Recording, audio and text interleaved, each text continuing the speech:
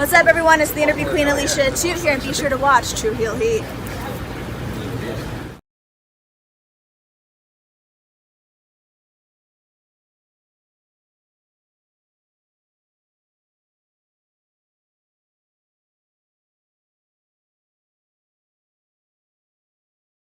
Oye, te habla tío Sabio Vega. This is Sabio Vega, and you watching Tru Heel Heat a mi manera o pa' la calle.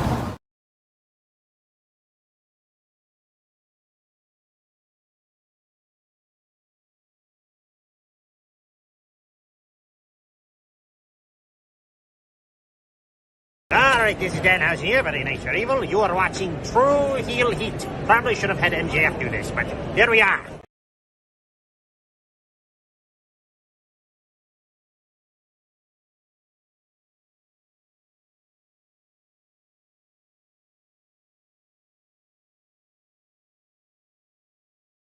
Welcome to Tru Heel Heat, the place where we use insider terms because we think we know what the fuck we're talking about, even though we don't. My name's Maxwell Jacob Friedman, and I'm better than you, and you know it.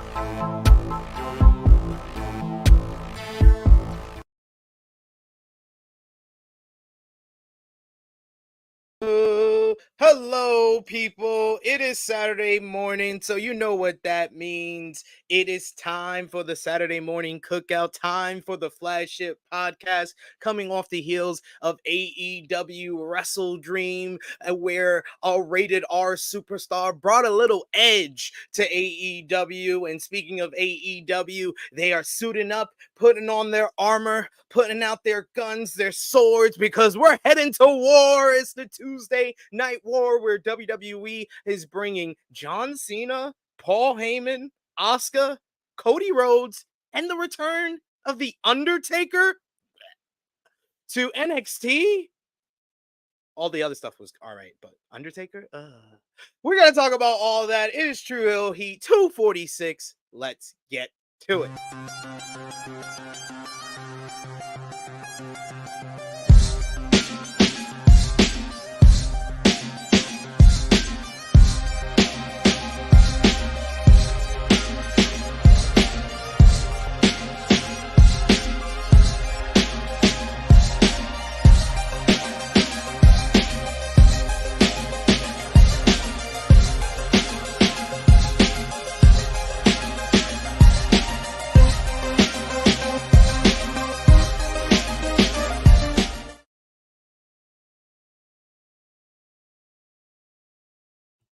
Hello, hello, hello. It is me, your Tru Heel Phenom, SP3. We are live on the Tru Heel Heat YouTube and Facebook for Tru Heel Heat 246 on the edge of war, discussing the latest wrestling news, including the former Edge Adam Copeland debuting for All Elite Wrestling, CM Punk in talks to make his WWE return very, very soon, but top stars have an issue with him. Before that, recap of this week in wrestling with AEW WrestleDream, Dynamite, Rampage, Collision, WWE SmackDown, Raw, NXT, No Mercy, NXT, New Japan news and notes, plus predictions for Destruction in Ryogoku, ROH TV, Impact on Access TV, and we got final predictions for WWE Fastlane tonight. I am joined. She is back with us a second week in a row. I'm so honored, so happy. 2 weeks in a row, more than Roman Reigns ever does. It is. We haven't seen him since the beginning of August. So technically, I've surpassed him, friend. The beautiful, the lovely princess of all the true heels, Miss Krssi Love. How are you doing? Good morning, friends. Hello, everybody. It's Saturday. It's raining again. Ugh. But we are here for another week of wrestling. So much to talk about. So much petty and sassy ladies around here. Ladies meaning men. Bitching and complaining, you know. We shall the sassiness.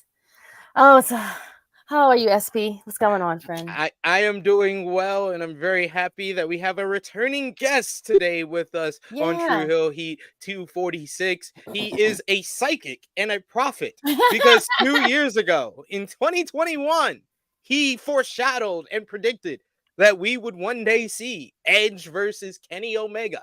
And then the Rated R Superstar said during the post-media scrum, that is one of the matches he wants to do the most. He is an optometrist of optimism. Hope I said that right.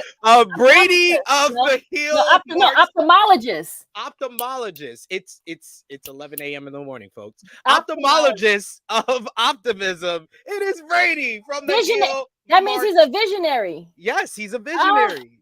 You keep interrupting what I'm saying today. Brady of the Heel Marks broadcast. Again, you did it again.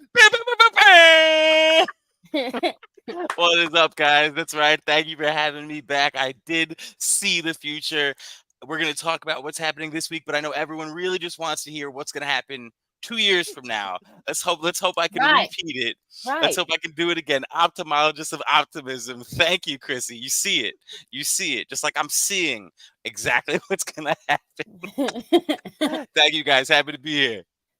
Yes, very glad to have you back on the show with us, joining us here. We appreciate you taking the time out and joining us to talk a little AEW this morning. And we appreciate everyone who is joining us live here this morning for the live stream. We appreciate all of y'all. Appreciate you if you're watching us on demand. Show that appreciation back the simplest way possible. Drop the thumbs up on this video. Share this video with all your wrestling fans, friends, and family on all your favorite social media platforms. If you are new to the Tru Heel Heat YouTube channel, hit that subscribe button, hit the bell to stay notified for all the great content here.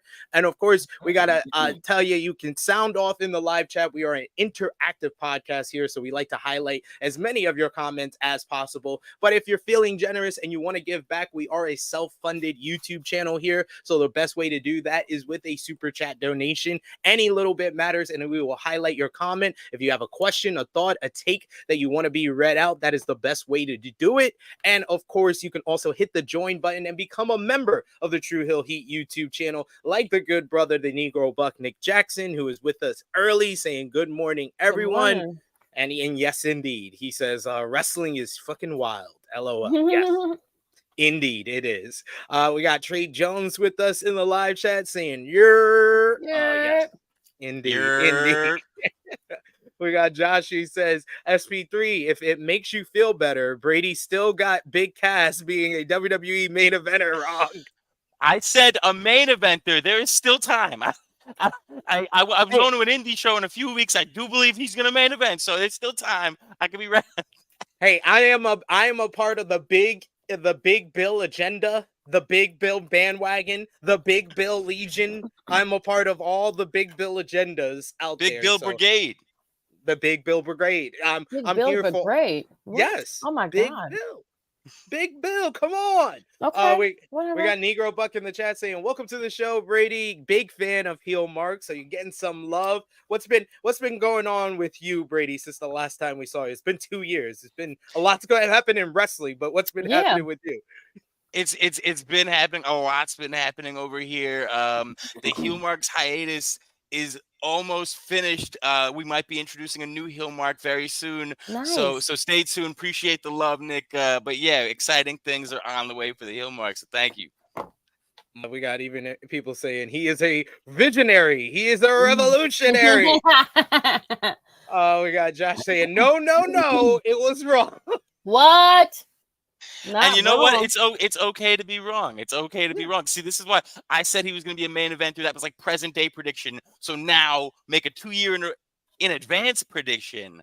You make up for it. But credit to Josh. I remember. I think the day Cass got released, Josh had the screenshot of me saying future main eventer. Threw it up in I forget what group, and just the entire day was dedicated to give me what I rightfully deserve. So Josh, really, this is time to give me what I deserve this time. A little respect. Come on now. Exactly. This is my redemption story. He's closer than what it was when he got released. He's closer. We got to shout out everyone supporting us across social media and our Patreon page with our Tru Heel roll call, our top 3 conversation starters on the Tru Heels group page over on Facebook. We got Dalton Charles, number 2, Patrick Yeagle, and number 1, Stewie Palmer. Congratulations to all of you. We also got our Patreon backers, which we got Vala B, we got Alan Weinstein, we got Nick Jackson, Alex McCarthy, Professor Chris, Austin K, Robert, Steve, Fifth Generation Carney, Ladarius, John, aka Russell Scopes, Dan, Kobe, Queen Monet. You got John, Dolores, DJ Eric, Marcus Ryan, James, Alan, Santo, and Christopher and Victoria Kidd. Thank you to all of you for supporting us over at patreon.com/Tru Heel Heat. $3 a month, you get exclusive content plus much more. And I think Krssi Love is having Wi-Fi and coughing issues, so she will be back very shortly. And our producer is reminding me that I once thought that Ted DiBiase Jr. would be the breakout star of Legacy. So we all make mistakes. He's reminded me of my mistakes from nearly 2 decades ago. That was a popular mistake, though. A lot of people were on that bandwagon. That was a popular one. Yeah, he was the one that looked more like a WWE star than Cody. Cody was a little too skinny back then. And it seemed, at least at the time, retroactively, you looked at it, WWE thought higher, not only of Ted DiBiase over Cody, the way they had both been presented, way Ted debuted, but also of their fathers and the legacy they could, like, you know what I mean? I think I probably rode that one too. It was Cody Rhodes' Hall of Fame speech for his dad, though, that always still rung in my mind. I'm like, okay, this guy can talk, though. They haven't let him. This guy can talk. He still got that. He still got it. We got Josh. He says it was pure luck, apparently. Josh will never let up. He never lets up. Trey saying, damn that New York Wi-Fi. I know. If you guys been shooting in the gym with us for a couple of years, you remember I used to be the one with the bad Wi-Fi. I had to improve in my older age. We also got here, yes, Ted DiBiase Jr., the one that's in jail. Yes. Wait, is he the one? I thought his brother was in jail. No, it's him. Oh, shit. Yeah, he embezzled money from like a church or something like that. Yeah, no, I heard about the scam. For some reason, I just thought it was, what's his name, Brett or something? I thought it was another DiBiase. The one that jumped into the ring at SummerSlam 2009. Right. Older fans know. Randy Orton versus John Cena, the match of 101 non-finishes. Krssi Love is back with us. Oh, she had to move to Bryson's room. No, I was in Bryson's room the whole time, so the thing knocked me out. Say hi, Miles. Yeah, I'm in Bryson's room right now. Sorry, I have my nephews are here, so no the kids are in. Sorry, so the Fortnite and Roblox is taking up all the Wi-Fi. I get it. You gotta tell them. You're like mom is. This is the only hours of the week mom access. Nobody like the whole week. Come on. The whole week. I don't ask so much. Our producer specifying that embezzling public funds that were supposed to go to poor people. Yes. Oh, so he pulled a Brett Favre. Yes. All right. Very bad. And look at everybody saying hi to Miles. Miles is so popular in the chat. Miles, the MVP. People are ready for that Spider-Man 2 drop. Trying to get Spider-Man 2 or waiting for the Spideyverse 3 to drop, man. I gotta wait 2 more years for that, man. I can't wait. Yeah, I'm not. Yeah, you're right. Am I the only one excited for Spider-Man 2? I'm getting that as soon as it pops. I mean, I have 2 3-year-olds, so literally I have not bought a video game since they were born. So fair enough.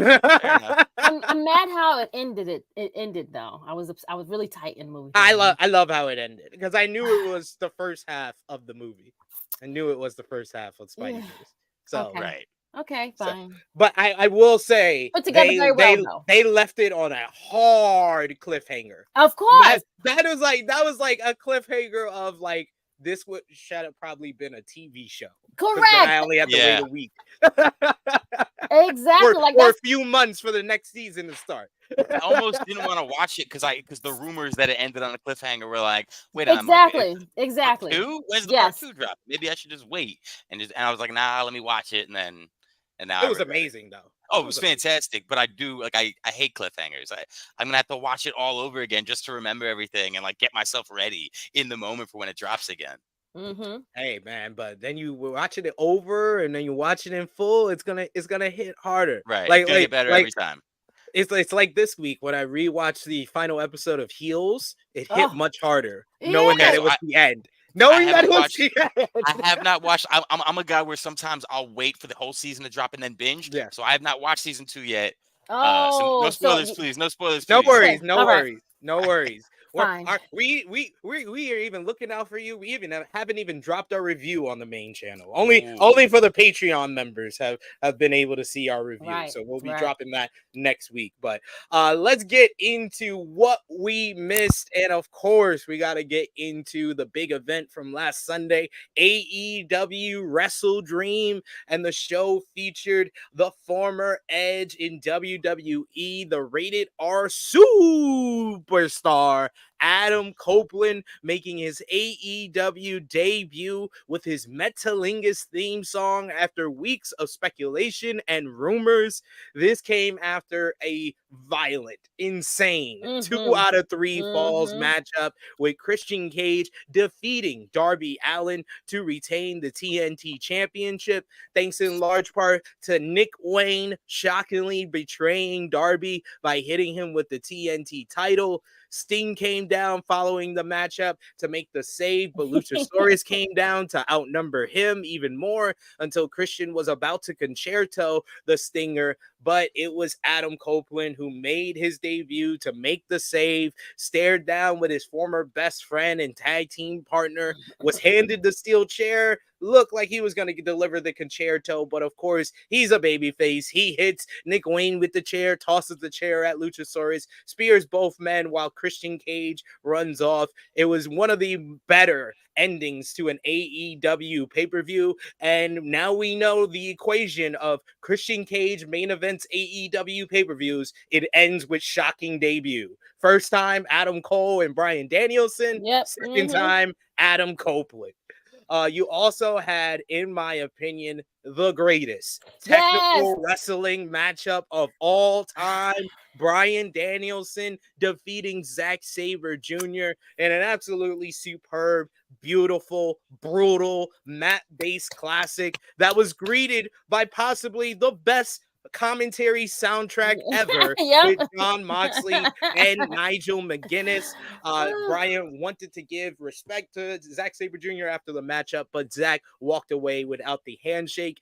FTR beat Aussie Open in a great match with a subdued crowd after a whole night of bangers to retain the AEW World Tag Team Championships. The Don Callis family, Sammy Guevara, Konosuke Takeshita, and Will Ospreay defeated Chris Jericho, Kenny Omega, and Kota Ibushi in a fabulous I did. And a fabulous trios matchup after Callis blasted Jericho with the bat and Sammy got the pin.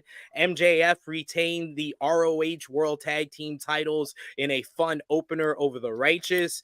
Julia Hart had arguably her best match of her career as she came up short to Chris Statlander, who retained the TBS Championship in a very good matchup. Eddie Kingston and Cassius gave us Strong Style versus King's Road as Eddie Kingston retained the ROH World and New Japan Strong Openweight Championships. Finally, Swerve Strickland was the hero in Seattle in an absolutely fantastic bout where he picked up the victory over Hangman Adam Page. It was worth all the losses just for this one. Swerve House, picking up the biggest win of his AEW run so far. Brady, what did you think about WrestleDream, and where does it rank as far as the AEW pay-per-views from this year? Oh man, definitely one of their better, probably the best pay-per-view of this year. Though I do feel like I do feel like I say that a lot, and about their pay-per-views. They do like it's not sad. rare. It feels like you're getting too much good food and ice cream. We just had the other. What was the card they had before? All Out was the last one that we said that about. Like when you think that you can't go over that one, they do this. For that, it was Forbidden Door. Right. We're eating good. We eating We steak. We eating shrimp. Got a little broccoli and rice on the side. This is we eating good. Just because you said it last, the Swerve match was all just like I can't really say anything. It was that butter that drips crowd. off the steak. You know when you get a steak, right? And the AEW butter like Swerve and Hangman put their foot in it. They put all up in it. I mean, all in with the butter and garlic sauce on top. Oh my God! Okay, you making me hungry now. You're making me hungry now. but the audience was eating good. Like I'm a big component of like they talk about one of the Rock and Hogan WrestleMania match. The fans made that WrestleMania match what it was. You mute that. We're not talking about one of the greater matches, but the fans made it. So I love when the fans make a match. We knew going in Swerve was going to have the hometown advantage, and I personally look forward to that. I don't know when they're going to pull the trigger. Swerve's so great at this heel character. He's such a great villain. With that said, what with everything going on with Nana and how organically he's getting over, his dance getting over, Swerve's had this theme song since his debut, right?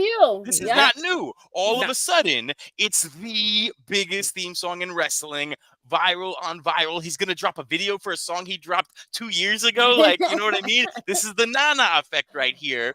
And given the fact they just gave him the biggest win of his career in front of his hometown crowd, I do wonder if they're going to ride this momentum and give us a Swerve face turn, or at least just try to, play with it to where they're not giving fans reason not to just go with what they want to do, which is cheer him. I mean, they give him the mic before every match so he can say how many times whose house. Doesn't matter where they are. Wembley. You know what I mean? So whose house is it? Everywhere it is Swerve's house. So I wonder when AEW just kind of sets him loose, when he and Nana and that crowd that stable become baby faces, watch out. Watch out, because AEW hasn't had a crew like that who can just flat out amp up a crowd, just get everyone to turn up. Like the closest you'd get is probably the Acclaimed, but they're in their own lane. It's two different levels of turn up. So yeah, I'm just really excited about that. Jurassic Express. No, right. another different lane, right? Just another different lane. That was like 70s swag. Exactly. This is more current swag. Like this is up to date swag. Like this is like we're going to the next year, which is 2024. So that's what they're bringing in right now. Exactly. And I mean, my back hurt watching the Christian Cage Darby Allin match. Like I needed a backiotomy. Shout out Dave Chappelle and Half Baked. But like legit, like I don't know when Darby he's gonna be done by, I don't know how old he is, but he hits 30, mid-30s, he's done. Like he can't wrestle, like he's this big. Yeah, I mean, and like that's where it is. Like he's taking bumps that Mick Foley would blush at. Yeah, right. Yeah. Legit, like Mick Foley will jump off of 20 feet, but he ain't taking stair bumps. Like, oh my God, the cringe. He would only do it to the knees. Darby's doing it to his back. Like, does he want to walk? That's what I'm afraid of. That part. Oh, he's a skateboarder too. Like, don't you need your back to do these things? Like, he's gonna say goodbye to that too. Like, come on now, Darby. we need it. Danielson needs to just. Not that he doesn't know how to technically wrestle. I've seen Darby. He can. But Danielson needs to just coach him in how to keep your body. Him and Edge, they need to have a powwow and listen. This is what you have to do. Throw the Hardys in there. I mean, Edge already, he said it during the post-media scrub. He was like, Edge just like said, oh, I'm not one of those guys that be like, oh, back in my day. He was like, back in your day, you go through flaming tables. He was like, yeah, I want to do back in your day.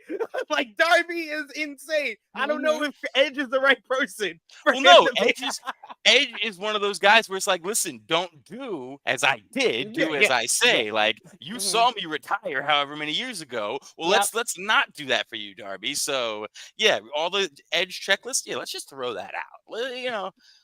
let's stick to the coffin drops on a person. No more coffins, no more stairs, no more Denny's. Like, Oh, but yes, yeah, yes. I absolutely I can't. WrestleDream was a WrestleDream. Yep.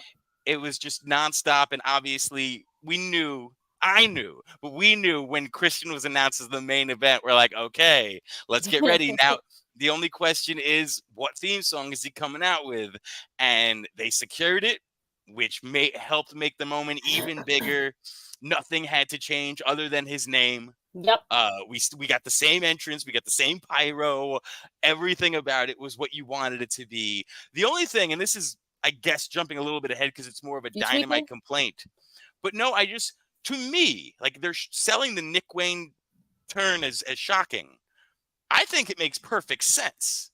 Oh no, like, it makes sense, but it's shocking because Christian No, Cage and I'm not is saying a it's dick, not shocking. is a scumbag who was trying to bang his mom. Right. And I'm not saying that's not shocking. It is, but it's so shocking, and it is shocking that we should have heard from him. We should have gotten an explanation from that. We still haven't. And instead, Edge is painting the picture that Nick Wayne and Luchasaurus are somehow using Christian. Has he not been paying attention to the program? Has he not? He just got there. That's why he doesn't really. Has he not watched Uncle Jay with his daughters? His daughter's been watching, but apparently he hasn't. He's only been hearing I think that this was a foreshadowing of what they're gonna do, and more or less, it's more of Adam Copeland projecting. Yeah, because that's what happened to him with the Judgment Day. So that's why he's telling Christian, you're gonna wind up like me. That's basically what he's saying. I'll give you that. But he can't say I like that. Like these young pupils, the WWE storyline. Right. These young pupils are gonna use you like I was used before with my, past proteges, and they're gonna turn their backs on you. And then I'll be here with open arms and welcome you back home, Uncle Jay. Yeah. That's how I took it. I will talk about Dynamite. I love the promo work that they did on Dynamite, and I'll give them time. I do think that we probably should get, even if it's tonight on Collision, sometime in this week of AEW television, you need a Nick Wayne promo to explain the simple explanation of Darby forgived AR Fox, who almost murdered me. Exactly. Like I was murdered. I like I'm gonna be like, okay, I agree. You should have done that, Nick. Yeah, your words were, I don't care what you did, you're still my friend. Okay, bro, well then you got to go. Makes perfect sense. The Christian aspect of it would have to be explained a little more, though, in terms of Well, Christian's already been recruiting him. He's been recruiting him. Remember the whole scene on Dynamite where he came to him. He was like, I don't think you have the right mentor here. But I think how I think that the whole foreshadowing that Adam Copeland did can come together, as I've been saying it all week. You have Jack Perry join the Christian Coalition. Jack Perry seems like the type of guy that would be the Finn Balor of this situation that can talk Nick Wayne and Luchasaurus into turning on Christian Cage. But he can come across it like, well, I'm just coming back home to my father figure. I tried doing it on my own and I failed, and I'm just coming back home. But it's all a plot for him to take over. Mm-hmm. That's what I think. That's actually brilliant because if and for the record, I would prefer it if down the line Edge turns heel and we get a heel. I'm sorry, I gotta switch. Adam Copeland.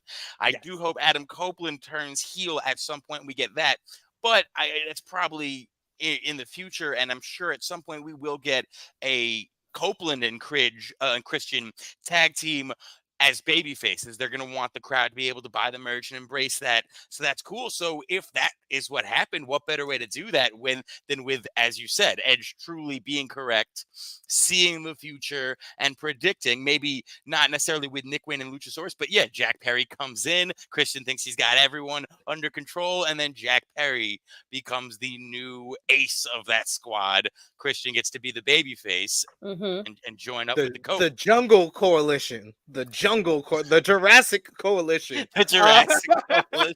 You can just switch it up. But that's what I think they're gonna do. They could do to make it all make sense, because I do know it does feel like they want to do the whole Adam Copeland and Christian Cage babyface run. Honestly, what I first suggested though is them as a heel tag team, is you do the whole Christian Cage versus Adam Copeland matchup, and Christian wins. But the added stipulation was if Christian wins, Adam Copeland has to join the Christian Coalition. So he makes him subservient to him as basically a 180 from what we saw back in 2001 when Christian was holding Edge's King of the Ring trophy. Yeah, that's see the best thing about what's happening right now, and Edge said it in his promo on Dynamite, where that if they teamed up, it would be the first time they were properly used together in over 20 years. WWE never, and I don't know why, but they just never saw Christian as a big star. Yeah. And that's another reason why he was like, no problem, I'm gonna take my talents to South Beach, where I know I'm a great talent and I know that I can do these things. And look, and that's exactly what he did. So Adam is the only one that has not been, he's been, guilty by, loyal by, Loyal to a fault. Undertaker, these guys, the people that's always been at that one place. And now he can go and, play with some big dogs like he should have. He can get, and the best thing about the Christian thing is that when he came in and he was they kind of just put him with the Jurassic Express and he was kind of just with them. Right. And this was around the time MJF starts talking about how the WWE guys are making the money that I should be making because check the ratings, check the numbers. This is when he was still very much heel. It was before he left, but he starts talking about it. And now the rumors are spreading. And Christian's name is getting thrown around because all of a sudden it's leaked what Christian is making. And it's like, Christian's making this just to walk Jungle Boy to the what? And yeah, remember that? Remember when everybody was making a big deal about that? 100%. Like that was the thing. Fast forward just a few months, MJF leaves. All of a sudden, who's going to be the number one heel? Christian's like, hold my turtleneck. Let's fucking go. And this man let me cook. Let me cook. Let me do what I do best. Let me get in this kitchen right here. Let me start cooking. Let me show you some things. Yeah. The only thing missing is Christian pulling a big boss man and showing up to somebody's dad's funeral, driving off with the casket. I've said it once, say it again. Christian Cage, the Patriarch, has been the best character of 2023. He's had competition, and we'll talk about it with this week's Dynamite. But yeah, what Krssi Love, before we wrap up, move on to the news and notes from WrestleDream. What stood out the most from you, and was there any lowlights from the show? And where does WrestleDream rank for you as far as all the pay-per-views you've seen this year? Lowlights? I don't really think there really was a lowlight for again, like I said when you guys were first talking about it, they give you a banger after banger pay-per-view, and it's hard to now I'm putting it top 3 for the year so far. You know what I'm saying? Like it definitely is a contender to be top. Again, that was top tier work. Like again, I didn't know I needed this stuff until I'm watching it. The technical wrestling with Daniel and Zach Brian Danielson. Don't call him by his slave name. Sorry, Brian. Daniel, Brian. What you know what I mean? Not slave name. Brian Danielson. Dragon. Dragon for short. We call him Dragon. American Nightmare. Nope. No, wrong one. Wrong one. It's Dragon. I'm making it simple for you. Dragon. You know what I mean, though, guys? Like, I didn't know I was gonna get such. I knew it was gonna be good, but I didn't know it was gonna be that good. Like they was like wrestlers that wrestle. Those two. You can't get much better than that. Swerve cooked. I mean, I was like, this right there. Then you had the ending of the show. I'm like, oh my god! Just when it's like icing, it's just like this dessert. You know how you had like the 4-course meal. Then this is dessert. I'm already full. Like I don't have any space to get this dessert, but I have to like try to get some of it down. That was that. That was that whole like the appetizers were great. The main course was good. Then you had the dessert at the end. Just was like the icing on the cake. It was just a well put thing that Tony Khan did. He might be a shit show at a boss. He can't control his workers, but he can put on a show. Hey, he does well at the pay-per-views. Well. His hit rate at pay-per-views is unquestionable. And I said it on Twitter. I'll say it here. I said it on our WrestleDream review. this run of Forbidden Door, Yes, All In, all the way Out, down. Yep. WrestleDream is probably Banger, one of banger, the banger. all-time Yep. greatest pay-per-view runs for any promotion. I put it up there with WWF in 2000, Yes, with yes. NXT in 2018. Yep, Like it's agreed. of that level It's of that quality level. we've been seeing. And, Well and said, it goes SP. to show Well said. show exactly how deep their roster is, to Yeah, the point where it's yeah. like, you play the WWE 2K video game, you can just take whoever you want, you can make with all these different matches, and like this is what we're getting. Like they can really just shuffle, they can just spin the wheel, shuffle the deck, figure, okay, this person's gonna feud with this person. Almost always it's gonna be a banger. It doesn't even always need to be face, heel. They make it work, they make it happen, and the builds to their pay-per-views have also been off the charts, and then just it delivers every time. It delivers, and the spacing, the pacing, the way the card was organized. Just I really can't say enough about it. It was Julia Hart. C to B. Julia Hart, like honorable mentions for her because she showed out. She showed out. She showed up and she showed out for sure. She lost, but she won still. I feel like she still won. She had to lose. It's too early. Of course. Yeah. But I'm fine with that. But she still cooked. You was like, exactly. I'm not talking about Statlander. I'm talking about her. Yeah, I'm talking about Julia. I'm not really talking about Statlander because Julia came. She showed up. She looked great. Like the entrance alone, I was like, oh, this bitch is ready to work. Yeah. She came to work today. But Kris Statlander is like S tier AEW like female stars. Like I think that they should up like her presentation as far as like presenting her as one of those stars, because her reign so far as TBS champion has been one of the best reigns of any women's champion that we've seen in AEW. We got. I'm sorry, just real quick. Everything about her presentation that's been standing out has kind of been her. Yes. Whether it's her getting together with Renee and saying, you know what, let me squat you while doing an interview. That's going to go viral. People are going to talk about it. That's just going to establish me as a powerhouse despite how little you are. Why don't I give a shout out to the non-hearing community and let me sign that I am the TBS champion every time?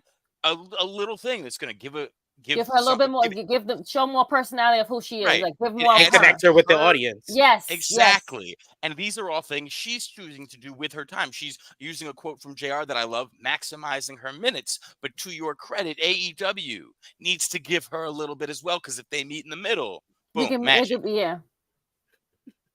We got Big Man Dogs who says in the chat, it was a bit bloated for me, but I like having time to take a break when watching live. I disagree with this. This was actually one of the like Brady said, it was one of the better paced AEW pay-per-views. And go back, Big Man Dogs, and watch. You had about like 5 to 6 minutes between every matchup because they stayed with the winner for a long time on camera. Then they would do a video package, and then AEW, you don't really need to pay attention to the entrances because they don't do any of those special show entrances. So you have about like 5 to 6 minutes before the match really starts, and you got to pay attention again.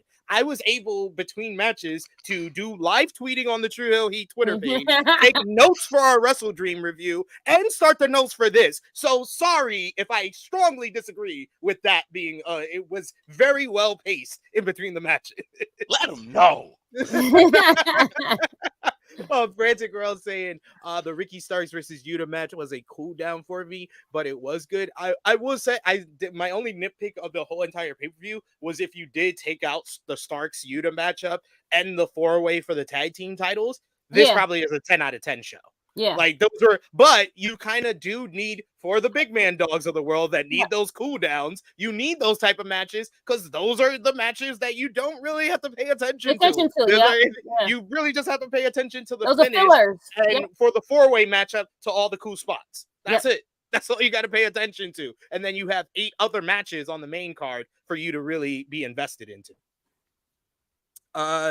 And we got Belle here who says Julia Hart is my second most improved female wrestler of the weekend. I have to confess, the first is Tiffany Stratton from NXT. She's just come so far.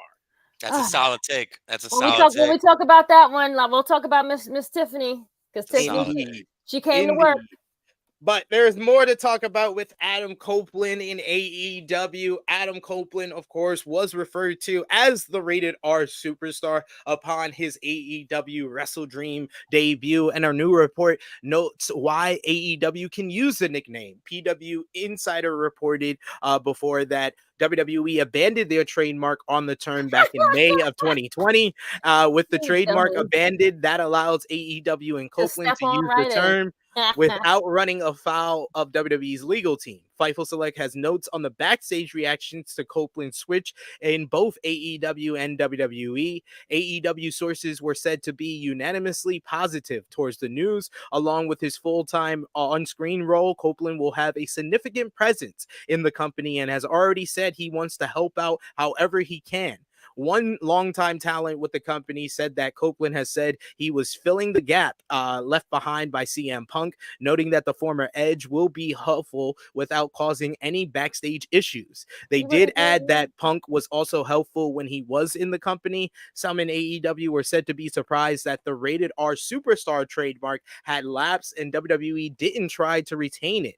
The word is that it became obvious to WWE at the beginning of the summer that Edge wasn't going to re-sign, so they didn't bother to renew the trademark.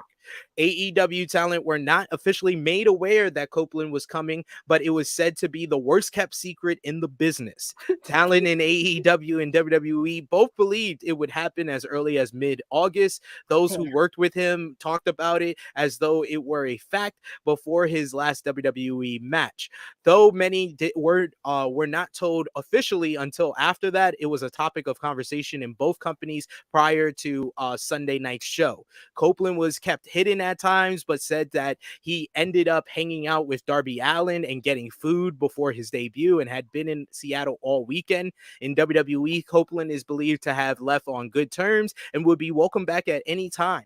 The consensus among WWE is that they are happy for him, and Bleacher Report's Chris Mueller, Doc, shout outs to him, reported this week on the version of the Metalingus by Alter Bridge song that played during Copeland's debut. The sampling that was at the beginning of You Think You Know Him was actually WWE Hall of Famer and Copeland's wife, Beth Phoenix, behind the voice, because WWE owns the rights to the You Think You Know Me part of the song. What do you think about all of this news and notes of Copeland's debut?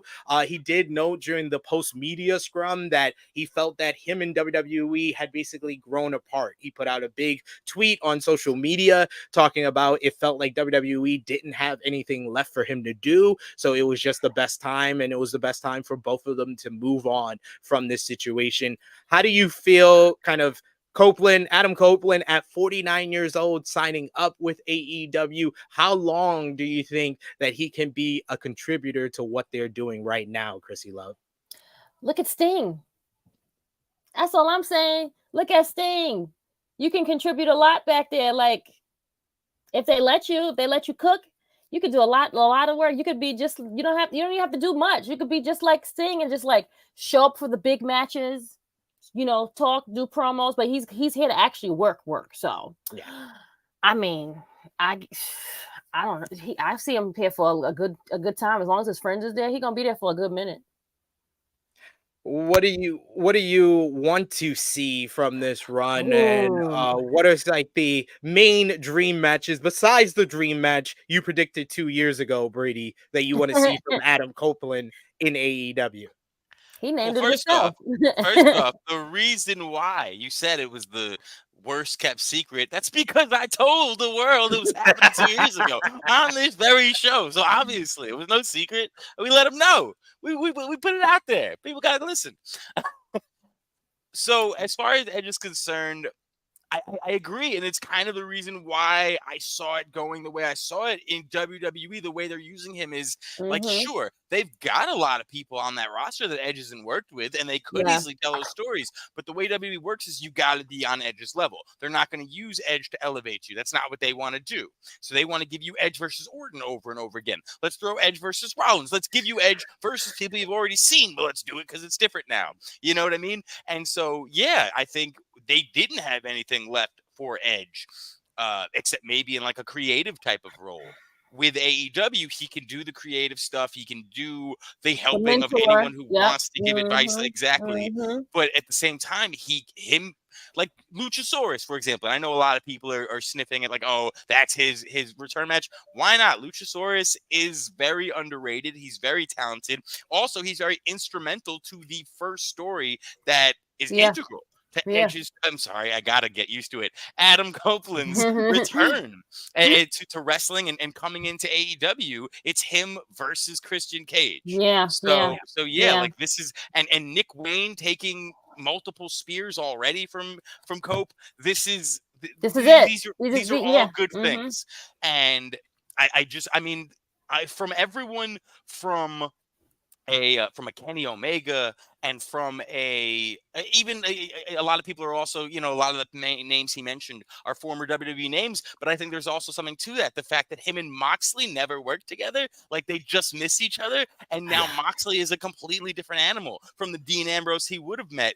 They get to have a completely different match. Edge is going to have Moxley's blood all over his hair. Oh my God. It's going to be great. Edge, I can't wait for the first time Edge blades. He blades and busts himself up. He's like, I haven't done this in years.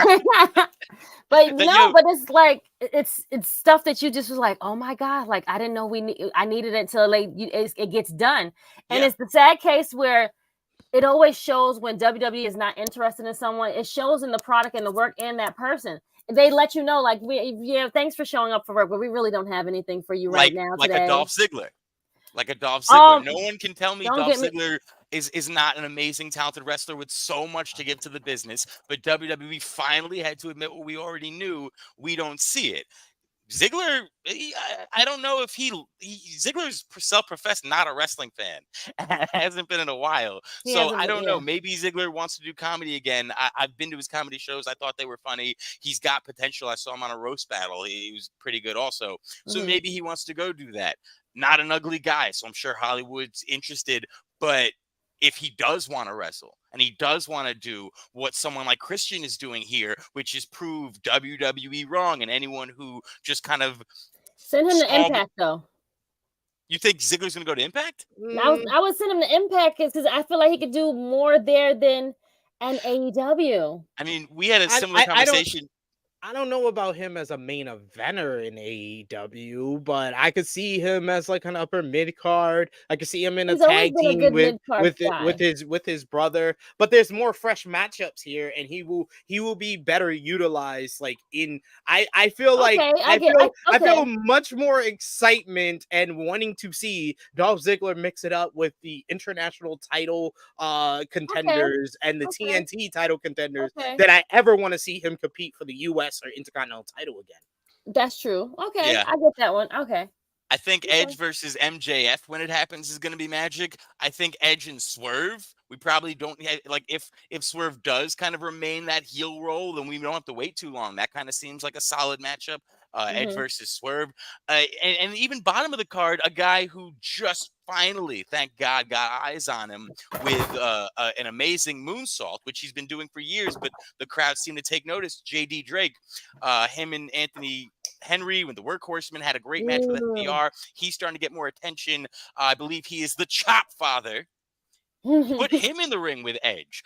Right now, let's be real. Edge is going to blow through some guys. Edge is going to be stacking up the W's because in AEW, wins, they mean something, and losses mean something as well. So Edge does have to remind everyone who he is with the W's. So we're going to have our Luchasauruses. We're going to have our Nick Waynes. Throw JD Drake in there. Give him some more TV time. Give him a dream match, and give him a chance to do what Julia Hart did against Kris Statlander in a match that I do think most people knew Julia Hart was going to lose because she had to lose. But she got the eyes on her. And I wasn't too convinced. Oh, you weren't convinced because the story. I told Tony, you gotta go with the hot hand. She was the one. She drew ratings over FTR, Bryan Danielson, and Jay White. Like you better ride that hot hand. I hope they have a plan for her when she comes back. It should be noted. If Fightful Select reported this week that she's taking time off because she's going on our honeymoon with Lee Johnson. So. If she did win, though, you know what everyone would be saying, right? What? They'd be saying, and I do think it would be a reach, but it'd be happening. They'd be saying that Kris Statlander's reign was so bad and so short because it's like somehow a shot to Jade. Jade No, dropped it to her, and then she plays hot potato. They would would be they would be like they buried Chris Statlander. So that why did he beat right. Jade? They would definitely say that. Yeah. More on their rated R superstar Adam Copeland going to AEW. CBS's Shaquille Majiri recently spoke to the newly signed AEW star about his WrestleDream debut. Copeland, on joining AEW as a full-time talent, said, and I quote, "I think that's a very safe thing to say because I know how much work it's going to take to be able to pull it off. I know that. I'm not in any way trying to fool myself into thinking I'm just going to trot through this whole thing. It's going to be hard. It's going to be a lot of hard work. I enjoy hard work. I always have. It's how I'm wired. It's what I was born with. It's in my DNA. So that's super fun. But I'm also a realist, and I understand that I'm not going to be able to maintain it for a super long time. On considering retirement at the end of his WWE contract, he said, and I quote, "As I got closer to the end of the deal, retirement was a very, very real option. It was not off the table. I really sat with the idea of retirement because I truly thought, like, man, WWE gave me that night. I don't know how that gets topped. And that's still in my brain." On wanting to top that moment in AEW, he said, I quote, "But I guess now it's like, okay, how can I try and top it in this new environment? Honestly, that Toronto show was a send-off of that character, and it was the perfect way for that character to go out. Wrestling a guy that I've never wrestled that I always wanted to. It was just so much fun in there that night. I'll never forget it. I'll always have that night with me. I told Sheamus that too. That will be one of the most special nights in my career always." On wanting to work with Christian Cage again in AEW, he said, and I quote, "If we could end this together, that's the dream. I sat down with my girls and I'm like, okay, so what does dad do, girls? What do I do?" And I laid out the scenarios for them, and Lyric said, and then Ruby agreed, "Go be with Uncle Jay and have fun." And that doesn't mean that I'm not having fun in other places, but they know the most fun I'm going to have is with my best friend of the past 40 years. Adam Copeland, on how his AEW deal came together, he said, "It wasn't until my contract was up on September 21st. It wasn't until then. So it was really quick to get everything done and get everything dialed in, figuring out so many things like getting with Alter Bridge and getting the music and doing all those things. There were 9 or 10 days I didn't know immediately, but I thought that's where I wanted to go. I really thought that working with Jay again was what I wanted to do and how I pictured it in a perfect world." And Beth said, "What's your perfect world?" And I was like, my perfect world is that I end my career with Jay. So suddenly that perfect world looked like it could be there, and it's tough to pass that up. On feeling WWE didn't have a plan in place for him, he said, and I quote, "I kind of got the sense there wasn't really a plan for me in WWE. I get it, because what else do we do? What else is there to do? After 25 years, I've literally done everything there. So what do we do? It wasn't anybody's fault. I wasn't coming up against creative walls too. I was having a hard time coming up with ideas, and that's not usually the case. I think they were too. There was also the conundrum that I was contracted for 10 matches a year. I offered to do more, but to their point, it wouldn't feel quite as special, which I understood too. It just felt neither one of us really had any ideas, and that's never been the case before. So when you look at that, and then I look at my best friend over there having the time of his life at a certain point, once I thought, you know what, I still have a window here where I can do this, and I don't feel I'm maximizing that. I think that was really what it boiled down to. 49 years old, man. And like Brady said, I feel like they ran out of ideas 2 years ago. They ran out of ideas after the Seth Rollins feud. Yeah. They had 2 ideas for they had 2 ideas for after Edge's WrestleMania. return. No, they had 2. I'm telling you, they had 2 ideas for Edge's return. Roman Reigns, Seth Rollins. That was it. And Orton. No. That was Edge's idea. He's gone on record and said that was his idea. He wanted to work with his best friend. So however that turned out, you could put that on Edge. You can't put that on WWE. But what it really feels like is 3 years he was back with this company, and they only had 2 guys they really wanted to feud him with, because even the Judgment Day was his idea too. And everyone involved in that story was his idea. So it was like, dude, you literally had the Edge come back after 9 years, and all you had was 2 guys for him to feud with? They fumbled it. They fumbled the ball badly. And the Judgment Day, I can't help but feel bad for the guy, because he's deserved the right, and especially he's proven himself. Like when I've seen documentaries and stuff, when he comes in with art drawn and different plans and these things, if you let Edge cook, he'll create stories that we the fans are really going to attach ourselves to. Judgment Day was a chance to really do what I almost feel like he really wanted to do coming back: grab a group of new guys one by one and show them to the world the way they should be. WWE goes, and this is if we believe the rumors, I don't know, smoke, fire, all that, but they were saying that WWE wanted to make it a supernatural thing, I guess maybe a brutish throwback, or stupid, right, dumb. yeah, and Edge was like, well, no, if you're gonna do that, go ahead, just take it away from me. I don't want it. I don't want to be involved. That, of course, caused them to not do supernatural, and now they're the hottest thing. Well, they turned him babyface. They turned him babyface because if you remember, that was right around the time Cody Rhodes got injured, Randy Orton was out. They needed baby faces. So that's why they told him they wanted to make it spooky, and he was going to go along with it. But then they was like, no, we need you to be babyface right now. So we're going to turn you, we're going to turn you babyface. And that was so haphazardly done. And I feel like that was when he was just like, you know what? I'm not gonna come out. I ran out of ideas. That was his idea. His idea was turn heel, start a stable, and bring up Damian Priest and Rhea Ripley. And then he was like, all right, throw Finn Balor in here. But then by that point, they were like, no, Finn Balor's in, you're out. Yep. Right. Tag, which is like, you're out. Okay. But there's an interesting thing Edge said. There's a few interesting clues. So one, on Dynamite, he said, hopefully I'll see you at the 8th anniversary. I think he might have even slipped in the 12th. I don't know if he was just getting excited, or if this is like, when Chris Jericho signed, he made the declaration, I'm an AEW guy. This is a long-term deal. I'm here for good. We're going to build this company together. Edge is using less words, but by that little note, he's kind of is saying the same thing. Yeah. Granted, we heard the same thing from CM Punk. So, who knows? Him saying MJF, I'll still be here. You can go. Who's going now? So you never know, but it does seem Edge's intention is to be at least involved, at least a part of AEW, whether he's in the ring, backstage. Maybe he picks up commentary the way Mox did this weekend. What an amazing job Mox did.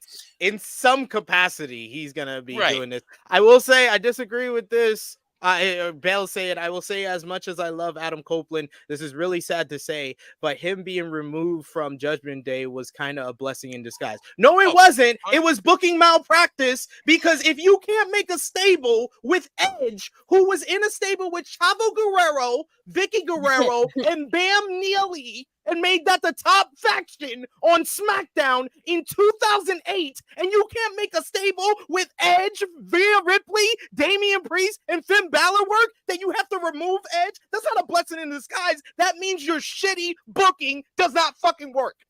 And luckily, Finn Balor, Damian Priest, and Rhea Ripley are all talented enough that they were able to make it work and fill in the blank. But there's no disputing that if you know how to book, even with Edge in there, Dominic and Finn and everything, they'd still be just as hot right now as they would have if Edge turned on his friend Ray. The and blessing got in his disguise for Judgment Day was Dominic Mysterio turning heel. Let's be real. Let's be real, because they were struggling after Edge left. Don't act. Why we all acting like there wasn't 3 months where they were jobbing out every fucking pay-per-view, and people believed Triple H did not like them. Like, we had another social outcast. I don't like that how some wrestling fans have short-term memory and just forget that point of it.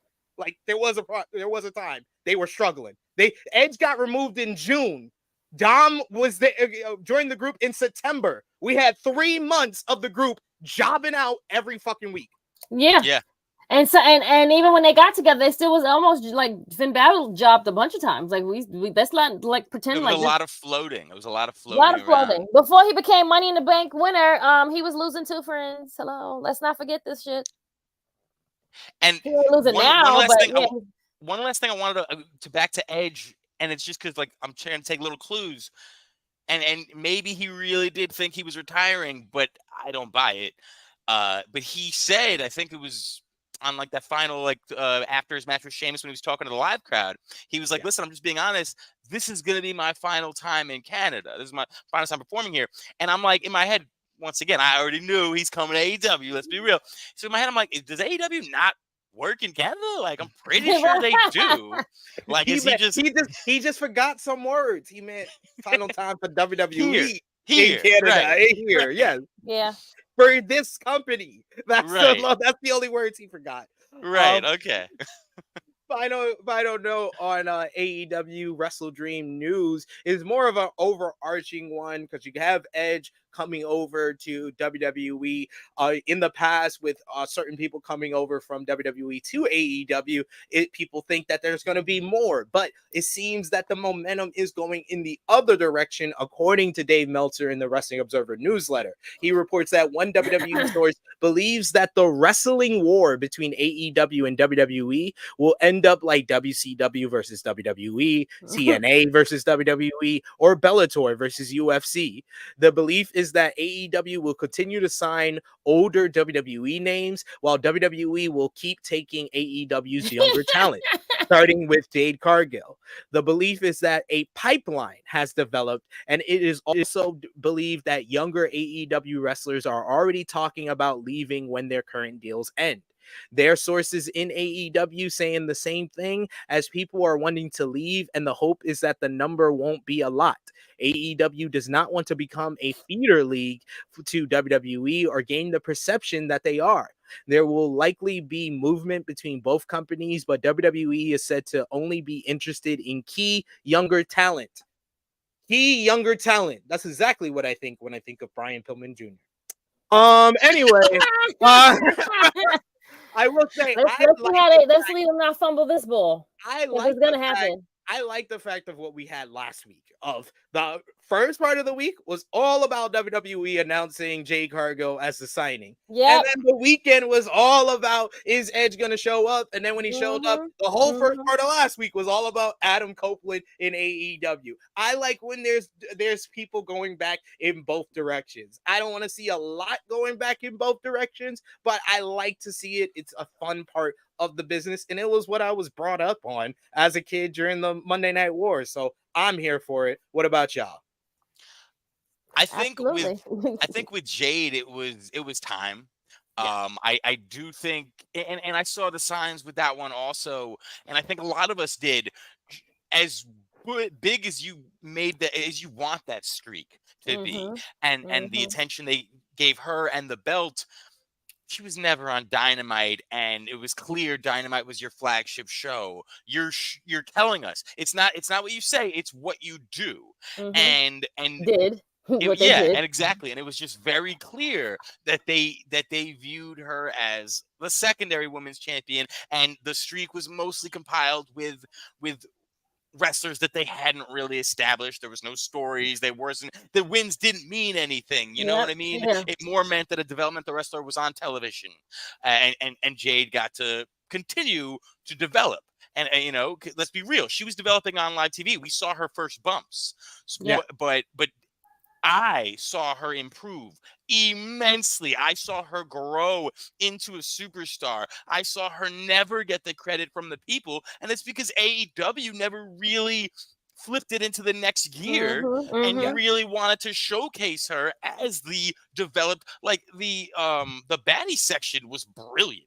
And I'm assuming that was just her. Like that was from her mind. I'm gonna do this, and that was that. I hope we see that wherever she goes, NXT, Raw, SmackDown. I hope the baddie section returns, whether she has to call it something else. But just everything from the way she walks to the ring and the dance troupe that like that's one of the few WrestleMania-like entrances that you see in AEW. SP3, you mentioned it earlier. They don't really do that too much. She got that, whether it was her cosplays, like she really, like, I can't say enough about it. Reminds me of, honestly, Charlotte in NXT, because Charlotte was hot garbage when she first showed up. And no, she was. And it wasn't until her match with Natalya for the NXT Championship that really, I'm like, watch that. I'm like, okay, wait a minute, something changed here. And really, ever since then, she's never looked back. But we did get to watch that growth. And so with Jade, it's clear AEW didn't really realize what they had, and I don't think they realized what they did either, putting her in the perfect position to play both of them against each other and get the biggest bag for herself. Nobody can argue with that. I'm glad Tony did it the way he did, sent her out classy, left the door open, you know, and I'm really excited to see what they do with her. She every interview I've heard with her, it seems like she was able to really attach herself to the right people, a Bryan Danielson, a Mark Henry, and get as much wisdom as possible. Now she's got a new crop. And I think it's just a perfect place for her. She's a new sponge now. She's gonna sponge up all. She's gonna absorb all of the stuff from these guys. Like, I got what I needed from this way. Now I'm gonna come over here and absorb more knowledge and be better. Yeah, exactly. A lot of the people that have come over from WWE to AEW, it just felt like the right time, and it felt like a time where they can get a lot more out of their career. And for Jade, it's something similar going from AEW to WWE. She was able to make herself into a star enough for WWE to make a big deal about her and make her the first signing after the TKO merger. And with Cody Rhodes, I mean, if you asked me 2, 3, 4, 5, 6 years ago, I would have told you Cody Rhodes was going to go back to WWE. Like, it was fairly obvious for people who have watched him that he was going back, no matter what he said on promos and in interviews. The fans kicked him out. Yeah, that too. That too. Fans kicked his ass out. The fans kicked him out, but no, Cody always wanted to go back. But we're going to get into a lot more AEW, just like this past Wednesday, AEW Dynamite 4th anniversary. The show did 800,000 viewers. The show featured Adam Copeland and Christian Cage going face to face with the former Edge, explaining his actions from AEW WrestleDream and their past being longtime Sting fans, with that being the reason why he stopped Christian from hitting him with the concerto. And then Copeland pitched a reunion with Christian and talked about ending their careers together after 40 years of friendship. But Cage hugged his former best friend Adam and then told him to go fuck himself. To end the show. Great segment between these two guys. Copeland, when he has something to kind of dig his teeth into, one of the best promos. He makes everything very believable and real to you. Bullet Club Gold, they accused MJF of attacking Jay White last week. This brought out the AEW World Champion, who assaulted all the members of the group and said he didn't attack White until he came down to the ring and Jay returned to lay out MJF and steal his AEW World Championship before challenging the champion to a matchup at AEW Full Gear in Los Angeles, which MJF accepted. So the main event for the next pay-per-view has already been made. It will be MJF defending the AEW World Championship against Switchblade Jay White. We also got Kenny Omega and Chris Jericho. They picked up a win over Kyle Fletcher and Konosuke Takeshita. Fletcher replacing Sammy Guevara in the matchup and having a great performance in this tag team matchup. Post-match, you had Omega and Jericho. They were beat down by none other than Powerhouse Hobbs, who officially joined the Don Callis family by laying out both Jericho and Omega. He beat him down into the crowd, beat him back into the ring. They taped Omega to the ring ropes, and Don Callis hit him with an unprotected chair shot to end the beatdown. We then witnessed history, ladies and gentlemen, history, as timeless Toni Storm made her premiere with the final Portrait of a Star. Storm picked up a victory over Sky Blue. You also had Ray Phoenix. He retained the AEW International Championship over the Young Bucks. Nick Jackson in an excellent opener. Next week, he will defend the title once again against the returning Jon Moxley on Title Tuesday, going head-to-head with WWE NXT. But that's not all they announced on this episode. Title Tuesday will also see the number one contenders match for the TNT Championship, as Bryan Danielson will go one-on-one with Swerve Strickland. Oh my God. Oof. We got a New Japan rivalry reborn, as Switchblade Jay White will face Hangman Adam Page in one-on-one competition. And Powerhouse Hobbs will face the first ever AEW World Champion Chris Jericho on Title Tuesday as well. 4th anniversary, they had a lot to do, celebrating 4 years, the fallout from WrestleDream, start of the Full Gear, and also promoting Title Tuesday. And I think they did a very good job of accomplishing all of that. What did you think about the 4th anniversary, Brady? Highlight, low light from the show. I love what they did. I love Powerhouse Hobbs joining the Don Callis family. And it's interesting that happened. So we get a new page for, because they've been fumbling him nonstop. Back to back to back to back to back. We need to know what they're doing with him. He needs a direction. And Don Callis, as lethal as his family's been, let's be honest, they are kind of lacking a powerhouse. They are lacking a true muscle.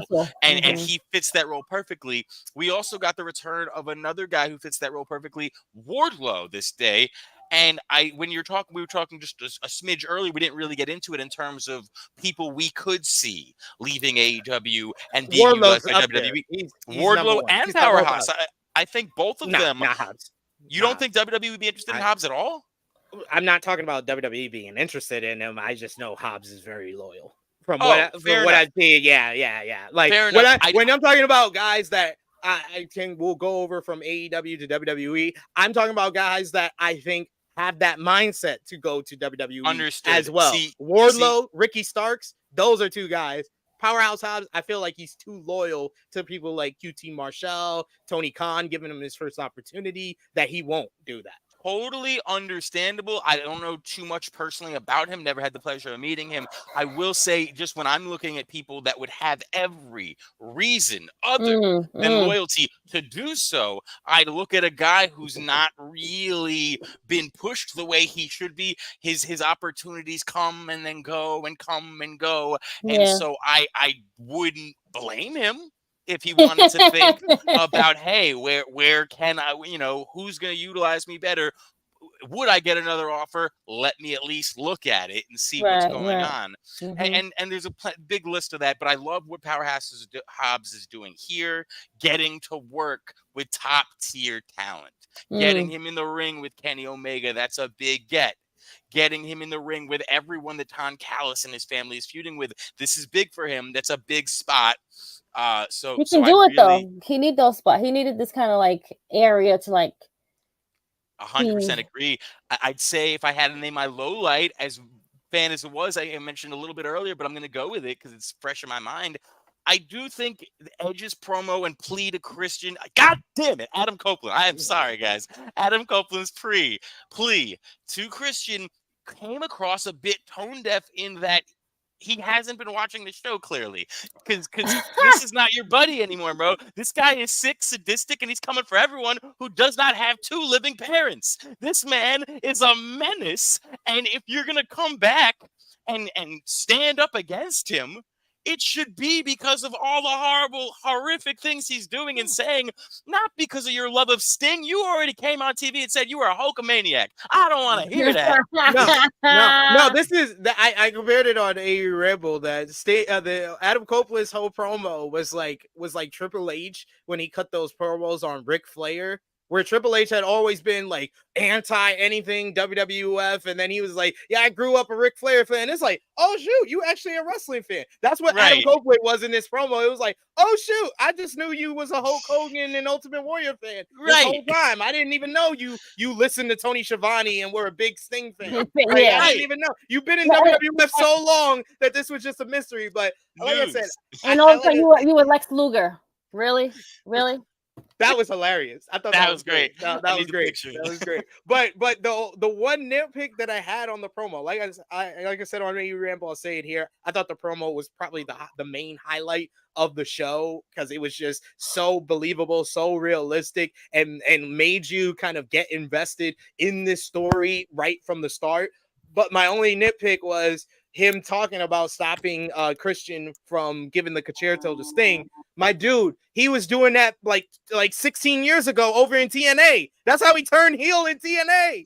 You wasn't paying attention. You was too busy piping Lita at the time, I guess. I don't know.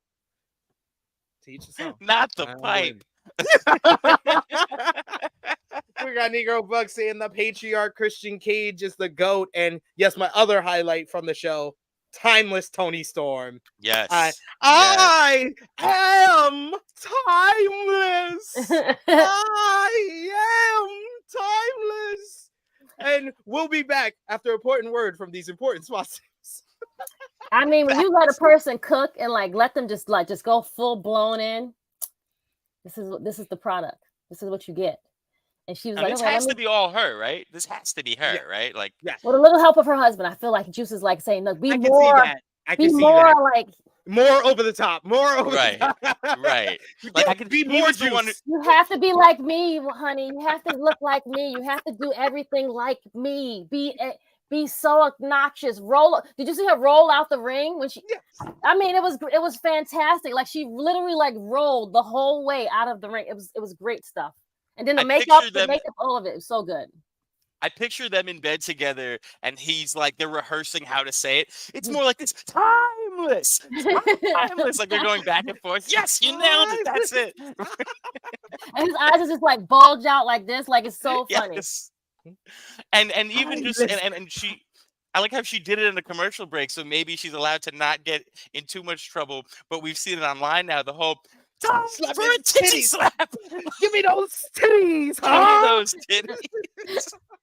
She is unhinged.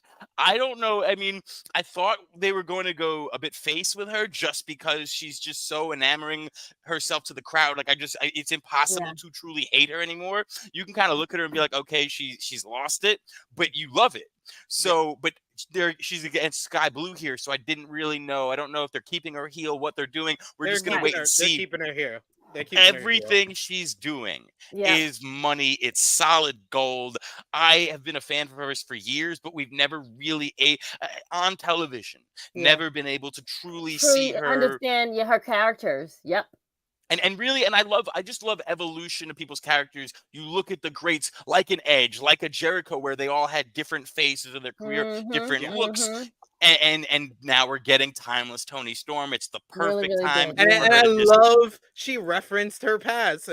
It used to be so easy back in the day. You just put on a backwards hat, put in somebody's face, and they'll be all happy with you. Great. That was beautiful. That was perfect.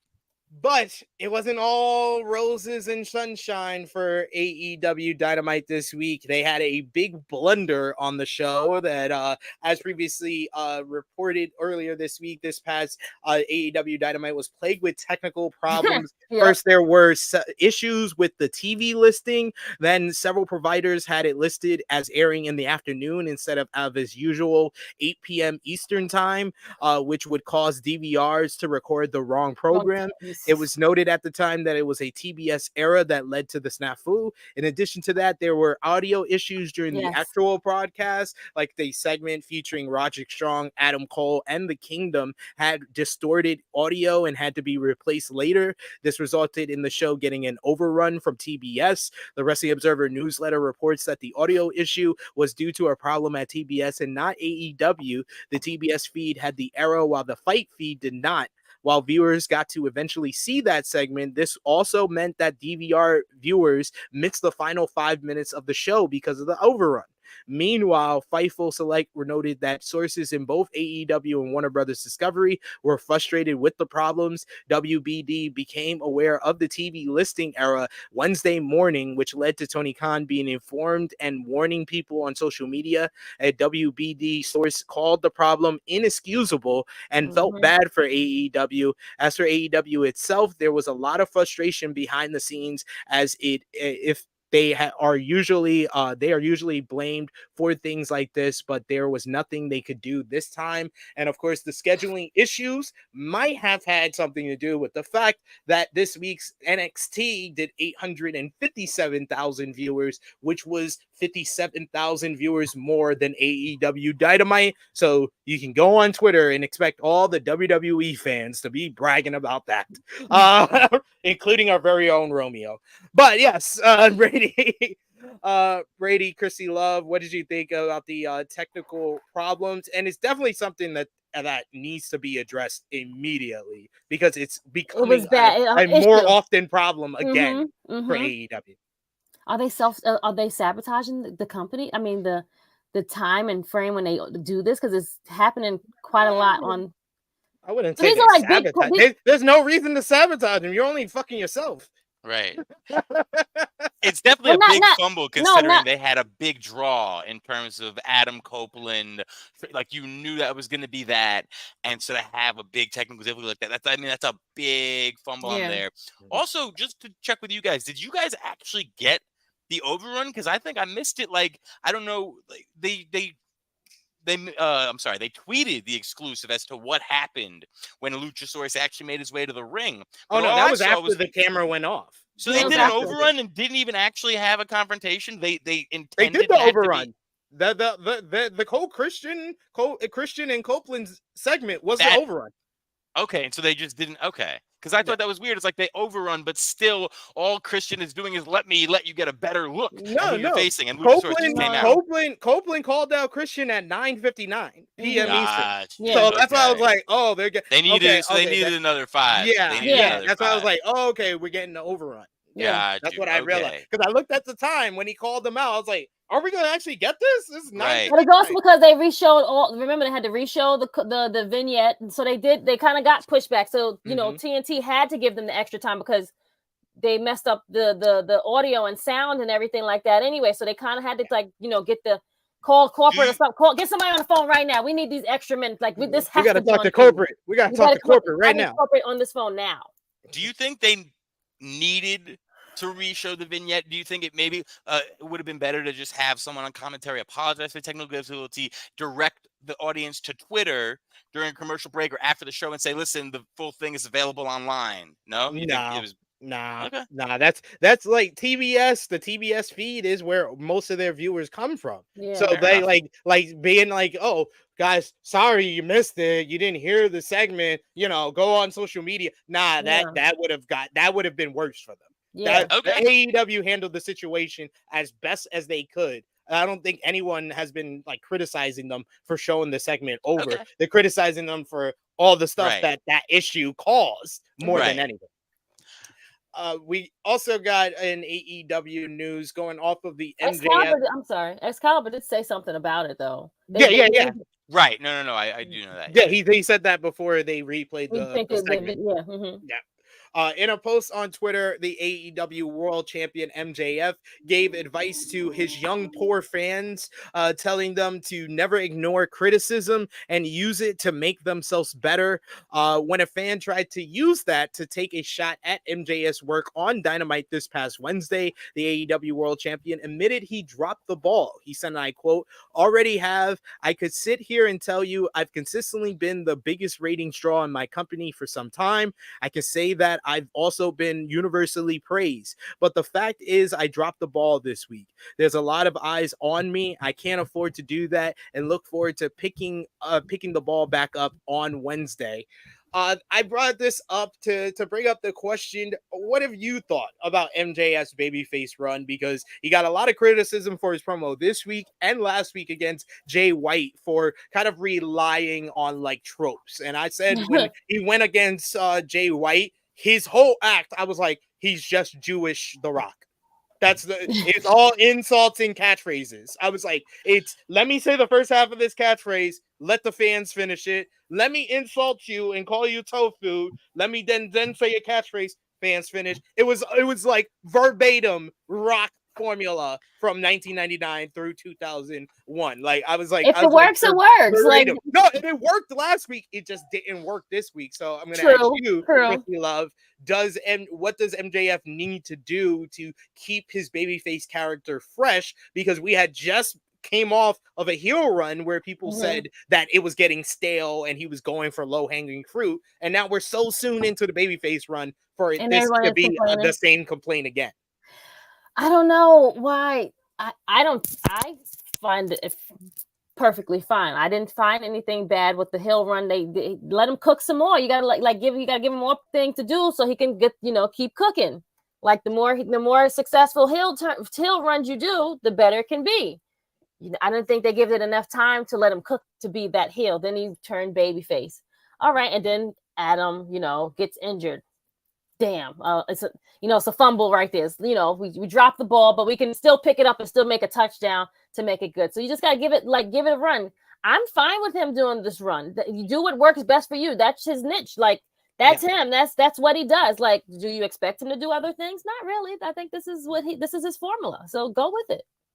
And it's a good point by Christopher in the chat. He says MJF has shown what you see at the start of the feud is never how the feud ends, because he started the Punk feud just throwing out insults at him and references to Vince and Triple H and stuff like that. And as it developed, it became one of the most layered feuds we had ever seen on wrestling television.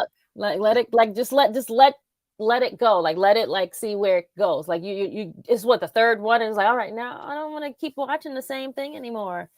It's wrestling. You got to watch it. Give it some time. Yeah. I think MJF has had ups and downs. Overall, I've enjoyed the face run mostly because of the instant chemistry we got with him and Adam Cole. I mean, that was just instant money.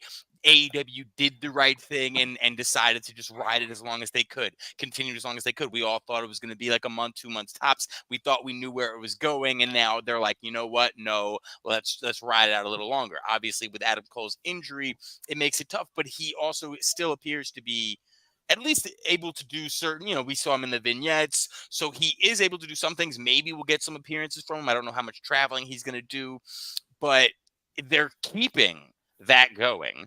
I think MJF he's dealing with a challenge which most heels turn face and even faces turn heel. Not so much the latter, but basically, I don't think he wants to switch his character up too much. He's always been very adamant that this is me, I'm MJF, and I do like the new I'm their scumbag type of thing. I think that's a very good angle to play in 2023, where I think the average person can possibly be a scumbag a lot of times. You know what I mean? Like, it's kind of a natural character trait in this world we live in. Unless you're a dog, you might be a scumbag. So I dig it. I do think, if you're able to acknowledge that you swung and you missed, and someone who as good as MJF, who's got on the mic as a heel and told his origin story and made the fans instantly turn and be on his side chanting his name by the time he's done. The guy can do magic on the mic. So as Krssi said, we do need to let him cook. He didn't have his best day, but his worst promo still probably better than a lot of people's best promo. That's just the way it is. Do I like the tofu nicknames and the mic to the crowd? No, it honestly gives me. You guys were saying Jewish rock. I think we need more Jewish rocks in the world. I wish I was a Jewish rock. That's really what I wanted to be. Last year for Halloween, I was trying to be Jewish rock, but it turns out I was turtleneck rock. And the turtleneck and chain is still pop, like it's fashionable now. And with the curly wig I got, I was actually Jack Harlow. I tried to be the Rock, but it was really a Not Jack Harlow. Damn. Can you smell what's popping? That's what happened. But back to this, I think it's giving me Sparkle Crotch vibes. You remember that? The fucking I think it was Seth Rollins was kept calling Jericho Sparkle Crotch, and he wouldn't stop it. And it's kind of like, guy, it's not a good like we're it's Jewish Rock, because Rock's had plenty of ones that didn't land. Especially, and it's not even it's the formula of 1999 2001 Rock, Right. and then this week it was that formula, but it was the execution of 2013 Rock with the tofu joke. Because Rock had plenty during the last run he had, last long run before this latest comeback. He had plenty of jokes that just did not land. The worst thing is that Juice literally just minutes before he calls you out. They make fun of you. Yeah. They're saying the best you can do is tofu. You're the god of the mic, and this is what we're getting. And he doubles down on it. When he doubles down, he comes out and then it's like doing tofu, like he stands by it, and it's like, nah, bro, it's just it ain't hitting. It ain't hitting. It ain't hitting like it used to. Listen, but give it time to cook, guys. It's okay. You gotta let it flow. Let it marinate. Let it marinate. Let the juices get into it. Yeah. Gotta talk about his tag team partner, MJF's Adam Cole. PW Insider reports that Adam Cole discussed having to undergo ankle surgery soon during a recent Twitch stream. According to Cole, he will need multiple surgeries, and the first one will require him to have a plate and 4 screws put in his ankle. He said, "My ankle is broken when it's all said and done. When I'm eventually able to get everything all fixed, I'm going to need to get 2 surgeries, and it will be a total of 8 screws and a plate in my ankle. So not ideal. It's incredibly painful. It's the most painful injury I've ever had. Speaking to doctors, it was just an absolute freak type of thing. No idea how it happened. I'm doing my best to stay as positive as I can. Obviously, this is soul crushing. It's really a bummer. If anything, it's more painful mentally and physically. It really hurts as well." Additionally, Adam Cole stated that he's going to need some time before he recovers, performs injury rehab, and is able to return to the ring. This sounds like he's going to be gone for at least 6 months. Maybe longer. It sounds like, speaking from a person that has screws in their foot, it's not fun. It's not a walk in the park, friend. I promise you. Not fun. Hopefully he has a speedy recovery, because that sounds painful. And that's his ankle. So it's like you gotta practice walking. Like it's not like you're gonna have a boot on for a while. Like your foot, it's a lot of work. I mean, really, the takeaway from this is Roderick Strong is the worst person alive. Get someone on TaskRabbit to put your shit up, man. This guy he's about to have surgery. He's decorating your apartment. You got people petting giraffes. That was horrific. He's an interior designer. He needed his help. He's a neck. This was for neck health. And then final bit of AEW news before we wrap things up with Collision and Rampage. Mercedes Mone has been in the news again. Of course, she's been out since this past May when she hurt her foot at NJPW Resurgent. She has been quiet on the injury and her status since then, outside of appearing in the crowd at AEW All In. The Wrestling Observer newsletter reports that Mone has been seen out of her walking boot, which would indicate progress. However, she hasn't given any updates on how far along that progress is, although the current plan is for Mercedes to work in All Elite Wrestling, New Japan Pro Wrestling, and Stardom upon her return to the ring. During a recent Instagram live stream, Mercedes Mone was asked if she'll be making some sort of appearance at AEW Full Gear. Of course, she was at All In, where she was shown on camera, and Mone teased that she might appear at the show if she's free.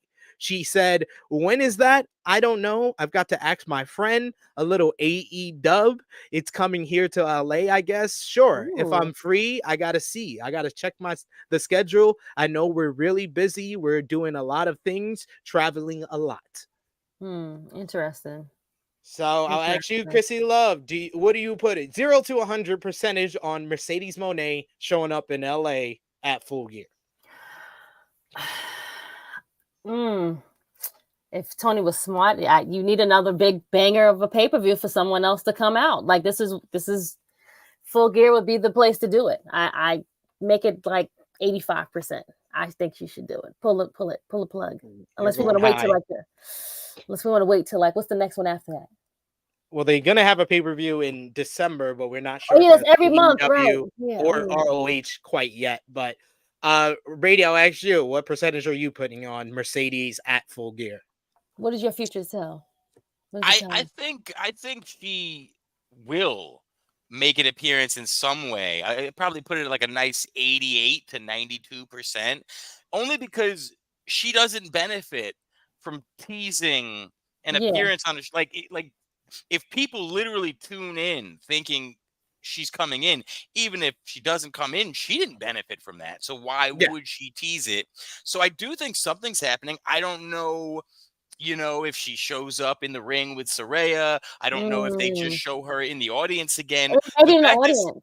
The last time they showed her in the audience so much, like it wasn't just one time. Like this was Taylor Swift levels, where they just kept going back and showing. So you have to believe that either Tony Khan wanted us, like, hey, she's here, we have to make people talk, so just show her. Keep showing her. Put her on camera again. Right, exactly. Wait. Okay, wait. She's taking a drink. Drinks down. Show her. like maybe it was like that, or perhaps there is something happening. Talks have been happening. Plans are in motion, and it's just a matter of when. But either way, I do think there'd be nothing. She has no benefit of teasing something like that. So I see her going there, and I think it's going to be fun. I wonder, I don't know, maybe you got the inside scoop, what Trinity's deal is with Impact, because once we get Monet back on TV, I do think a lot of people want the same type of thing for Trin. We had the same conversation last time I was on your show, bro. Impact just doesn't make no noise. And I think she's helping Impact. She's helping. That's the most buzz I've seen for Impact in years when she went there. So I get it. I think that buzz dies down as NXT starts making buzz with Undertaker and John Cena and AEW. You know what I mean? Like it makes buzz, but then all it takes is the next headline, and it kind of just goes down to the bottom of the list wrestling wise.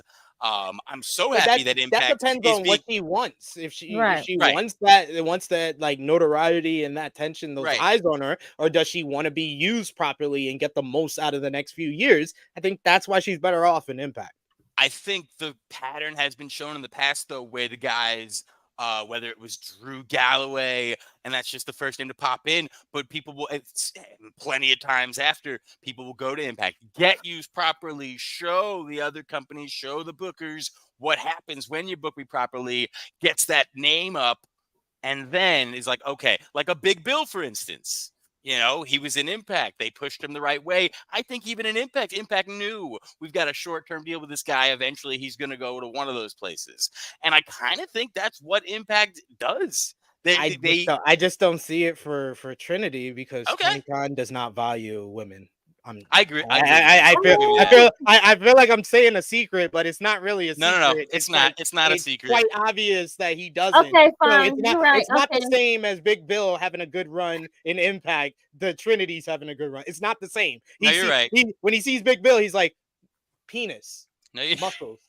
Cool. That's exactly what he writes down. That's exactly what he writes down.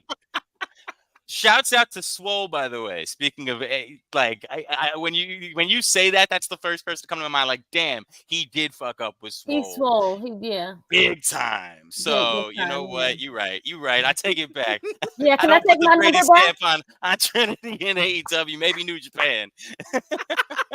Stardom run. Stardom run. Yeah, don't get And then she pops in Stardom. Tony's like, I think I might want to bring her in. Monet goes to Impact before Trin goes to AEW. Hey, man, Punk might go to Impact before WWE. AEW Rampage last night. The show featured Commander defeating Lince Dorado, Johnny TV, and Penta El Zero Mero in a fun four-way bout to become the #1 contender for Eddie Kingston's ROH World title. They will face each other on tonight's edition of Collision. You also had Hikaru Shida and Chris Statlander pick up a tag team victory over Marina Shafir and Nyla Rose, with Shida using Saraya's nightcap finisher to send a message to our opponent on Title Tuesday, where she gets a shot at the AEW Women's World Championship. Then you had AEW Collision last Saturday, the go-home show before WrestleDream. The show did 327,000 viewers, the lowest of the show in the show's history, thanks in large part going up against NXT No Mercy. But the show featured Ricky Starks, Big Bill, Aussie Open, getting a win over FTR, Willie Yuta, and Bryan Danielson in a fun 8-man tag main event. Tonight, Starks and Bill will challenge FTR for the AEW World Tag Team Championships because of this win. Andrade El Idolo picked up a win over Juice Robinson in a very good opener as well.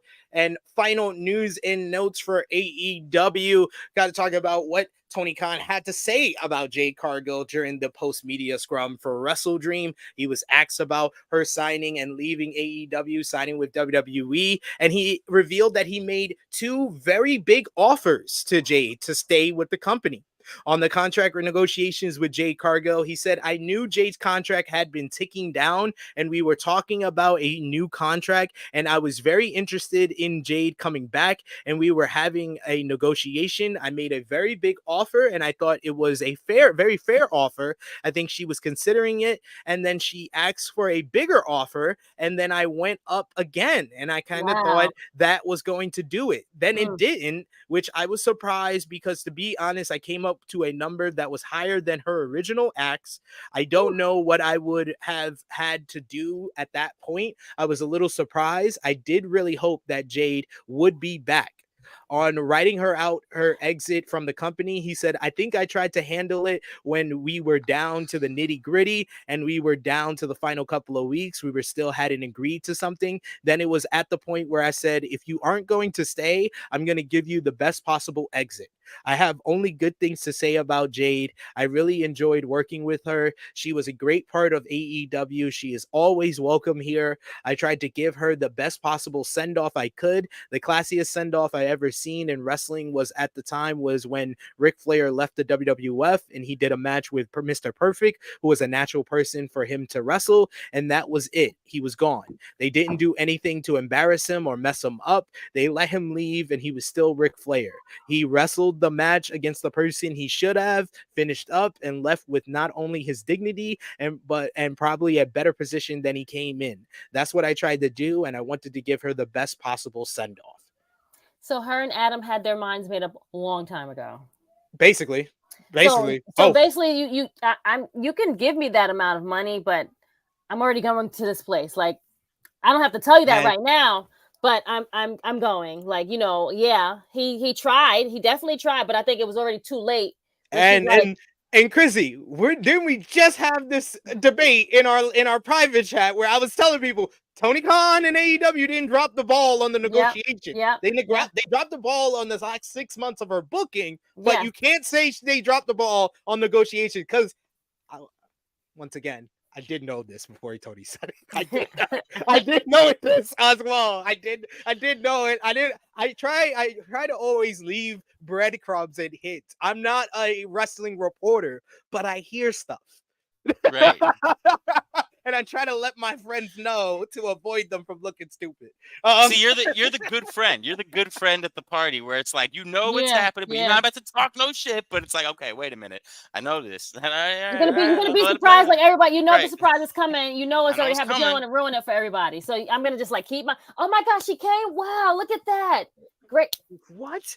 Jade signed with WWE? What? You don't say. I will say this, though, and I agree with you wholeheartedly. We've already kind of talked about it, where I think it was the booking, it was what he did, and I don't even think he realizes that he fucked up. I still don't think he gets it. Yeah. And a reason why I don't think he gets it, you hear him say, I don't know what else I could have done. All he talks about in that negotiation is money. Money, right? He Money. didn't say booking. Right. Booking. Yeah. I think Matt Cardona said it best where he talks about what a company would need to sign him: cash and creative.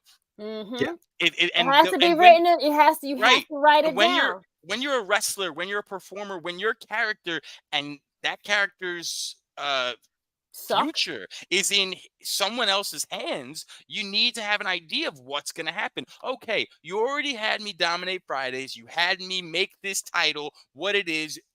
I'm your Goldberg. Let's just say that. Yes, so now where do we go? Right. Yes. Like he would have needed a plan to now take this monster that you created and 2 Wednesday nights. What does she do now? Is Britt Baker going to be on notice? You hear what Jade said in her interviews. She said there were a lot of women that I wanted to work with. We talked to each other. We wanted to make it happen. It wasn't in the cards. When you're an unstoppable monster, you're a marquee draw. Then why is that thing? I said from the very beginning, beginning of 2022, I was like, when Jay won the TBS title, I was like, book it like Goldberg's US title run, where she washes through everybody in the TBS title division, where there's no other choice but to put her up in the women's championship division. Right. And that's why that will be the biggest missed opportunity, that Jade never was put into position in the top when she should have been, after 30 wins. After half of the wins you gave her in a row, she probably should have been in the top title division. Right. Exactly. Agreed. Exactly. And he doesn't get it, and she put it out there. Those interviews are public. So I think she's telling us without telling us. Yeah. But there may have been something he could have done if he had seen the error of his ways and was like, okay, I'm glad you're back. This is what I want to do, and take this bag. Or once again, if Tony Khan valued women to begin with. Some quicker news notes here to finish up AEW. Billy Starks has confirmed that she is signed with AEW officially. Starks had previously been said by Tony Schiavone. I know, right? One in, one out. She was a guest on Wrestling Observer Live this week and confirmed she is a signed talent at AEW. She also spoke about her experience at WrestleDream, saying it was amazing. I'm glad that I got to be with my mentor, the Breadman, and Keith Lee. I had a really great team, and I was really excited to be facing our opponents. I got to see Lee Moriarty across the ring again, who is a really good friend of mine, and it was exciting to see him get beat up. And speaking of women who signed with AEW, a woman that might be signing with AEW, as previously stated, Mariah May had her last match in Stardom over the last weekend on the 5-star Grand Prix final. The Wrestling Observer newsletter reports that May is expected to start with All Elite Wrestling soon. And it was believed she would be in Seattle at WrestleDream, and she was not, as instead she flew back to the UK. However, the belief is that she will join the company soon, and it has been speculated that she will be in a new group, a new stable in AEW with Timeless Tony Storm. Sign me the fuck up. If you ain't see Mariah May's character and mic work is the strongest part of a game. She improved on her in-ring work, working in Stardom. And now you put her with the former Gaijin ace of Stardom, Tony Storm, in this new role. I'm here. Tony Storm beating Chris Statlander at Full Gear for the TBS Championship in Los Angeles, and Tony Storm acting like the TBS title is a Grammy or an Oscar. Oh my God, I'm here for it. Give me that. No, we don't deserve such these things, man. I'm having a great week. I don't know about y'all. First, it was all this wrestling. Then all the housewife trailers came out. It's like golden shit together. They just keep having. The winter is going to be great, guys. There's an NSYNC single out. Shit's going crazy. Yo, I mean, Drake came out with an album. It's really not that good, guys. Just letting you know right away. That's what I said. If that's your thing, I'm gonna watch Drake later, but on Degrassi. Anyway, that's that's the end of the AEW talk here. So we gotta send off our good brother Brady. Thank you so much for joining us today. Had so much fun chatting with you, talking with you, getting to see you and Krssi Love on the screen because you were here last time. It was Drunk Guys. So glad we got to see the real experience of the podcast here. please let the people know where they can follow you on social media and when they could see you back on Heel Marks. The floor is yours, sir. Thank you so much for having me, guys. Krssi, a pleasure to finally do a show with you. This was so much fun. Guys, at the Heel Marks everywhere. I think we're even on Threads. I don't think I've ever threaded anything yet, but hey, follow us everywhere at the Heel Marks. Once again, stay tuned. The Heel Marks hiatus is almost over. Thank you so much for everyone who stuck with us.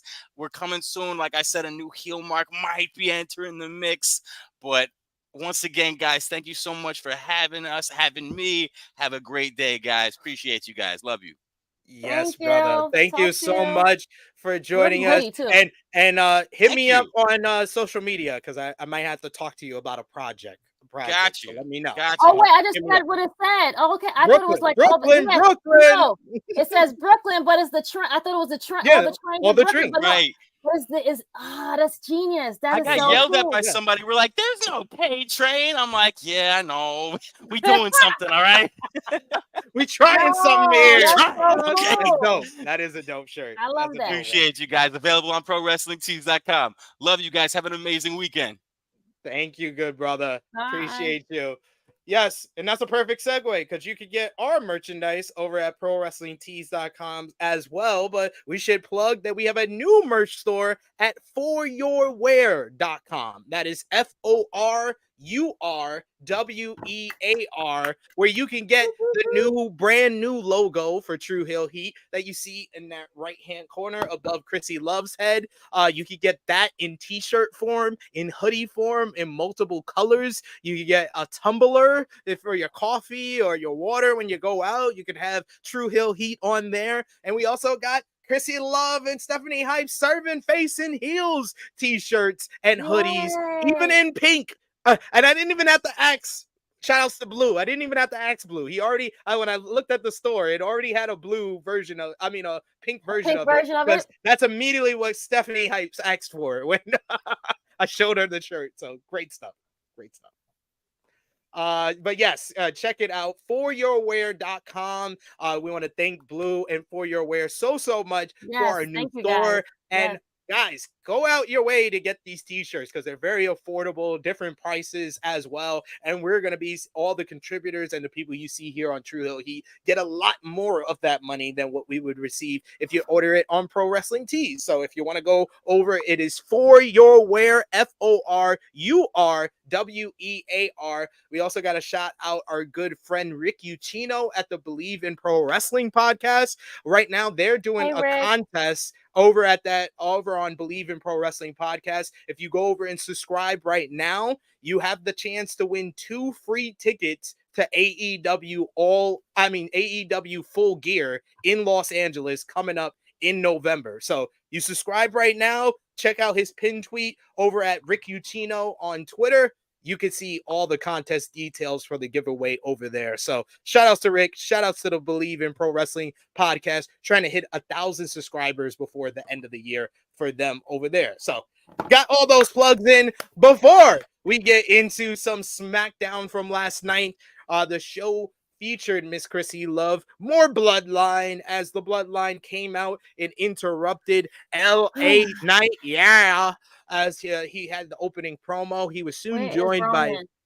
Where is Roman? Roman! I'll get to that. He was then joined by... Just like Roger Strong is calling Adam, I'm calling Roman that way. Like, come outside, sir. He was then joined by John Cena before the Bloodline could attack.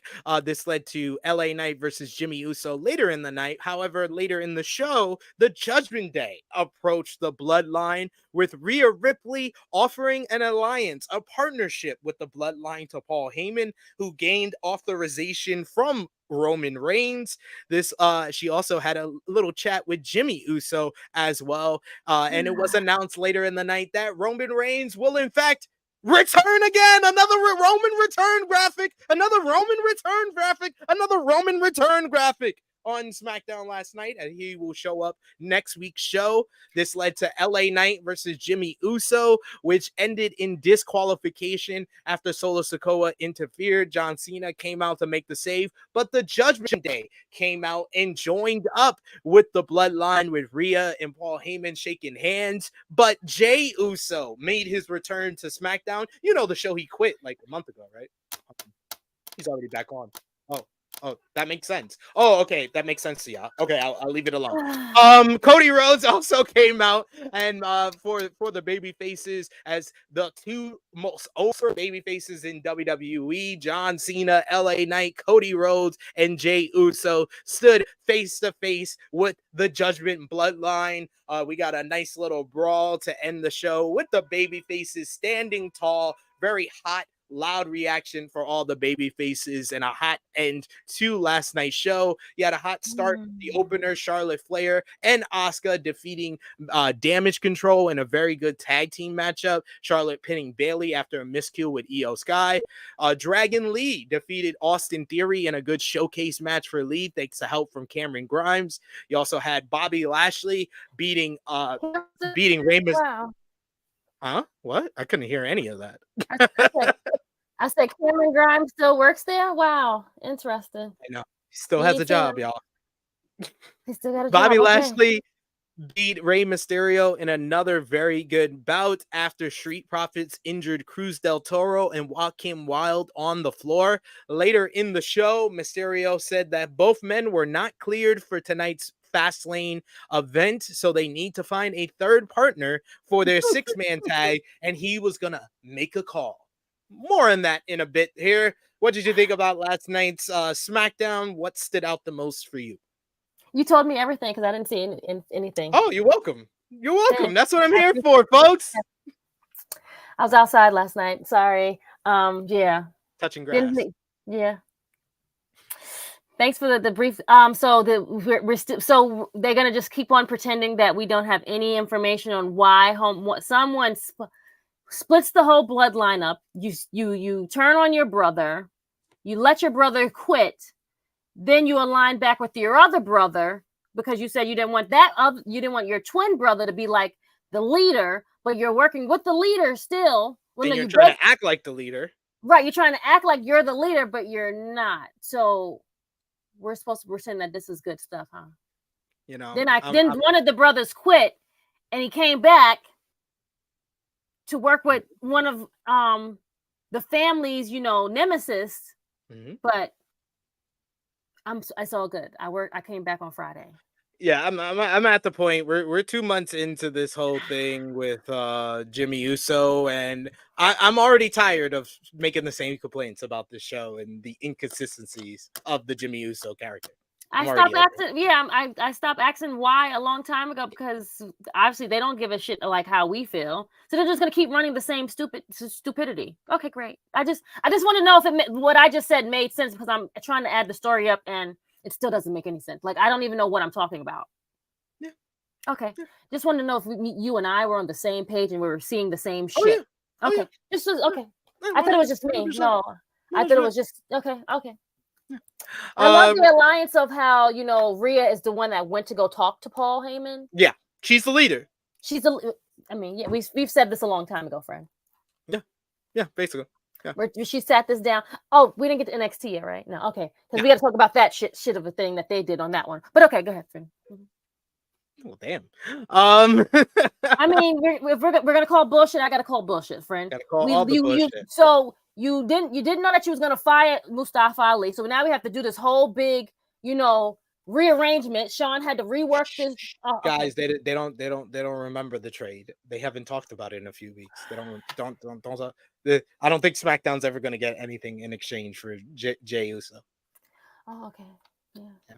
I don't think it's gonna happen. Yeah, I wasn't telling you to shush. I was telling. Okay. I was telling RP Jesus. He was like, "What happened to the trade?" I was like, "Don't talk about it. SmackDown gonna go off and not get anything in return for Jey Uso, which they shouldn't because Jey Uso quit. So why is it a trade? He quit. None of this makes sense. No. So we let someone win just to be champion for 4 days, then to lose it back. Yeah. Makes lots of sense, guys. Makes sense to me. 4 days. 4 days. We Oh, could have just had him lose. You know that, right? Just let him lose. That could have just made the story just make it like Big Man Dogs, he's thinking long term. The trade is going to be CM Punk. It's going to be CM Punk. true. Very true. You're right. So let's talk about Mr. Punk because he is back in the news once again. We took a couple still of can't weeks get rid off. of Paul, huh? We got season 3 of The Punk and the Restless. The Wrestling Observer newsletter reports that CM Punk, who has been rumored for a WWE return, is said to be in talks with the company. WWE sources have said that a deal has not been completed at this time. However, those close to Punk said that returning is his intention and negotiations are ongoing. WWE Survivor Series, of course, will be held in Punk's hometown of Chicago. Fightful Select has reported what they have heard about the matter, noting that WWE feels confident that Punk would come to WWE and that multiple sources near Punk believe he would do so. There has been word for the past year that Punk has been open to the idea of returning to WWE, and WWE sources think that the ball is in their court about the notion. One source in the company firmly believes that when CM Punk visited a Raw taping back in April, that he was looking to return, and doesn't believe, based on how that went, that it was in the cards. Others believe Punk's appearance was more to create some allies there. Punk, of course, was fired from All Elite Wrestling after his encounter with Jack Perry backstage at AEW All In. Fightful notes that as of 2 weeks ago, there was no indication that Punk and WWE had conducted any talks.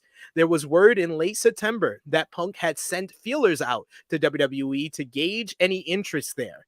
And one WWE employee had advised someone close to Punk that speaking to Vince McMahon directly would be the best way to secure a return. McMahon was adamant with Fox in the past that he wasn't interested in Punk when they had pushed for it to happen.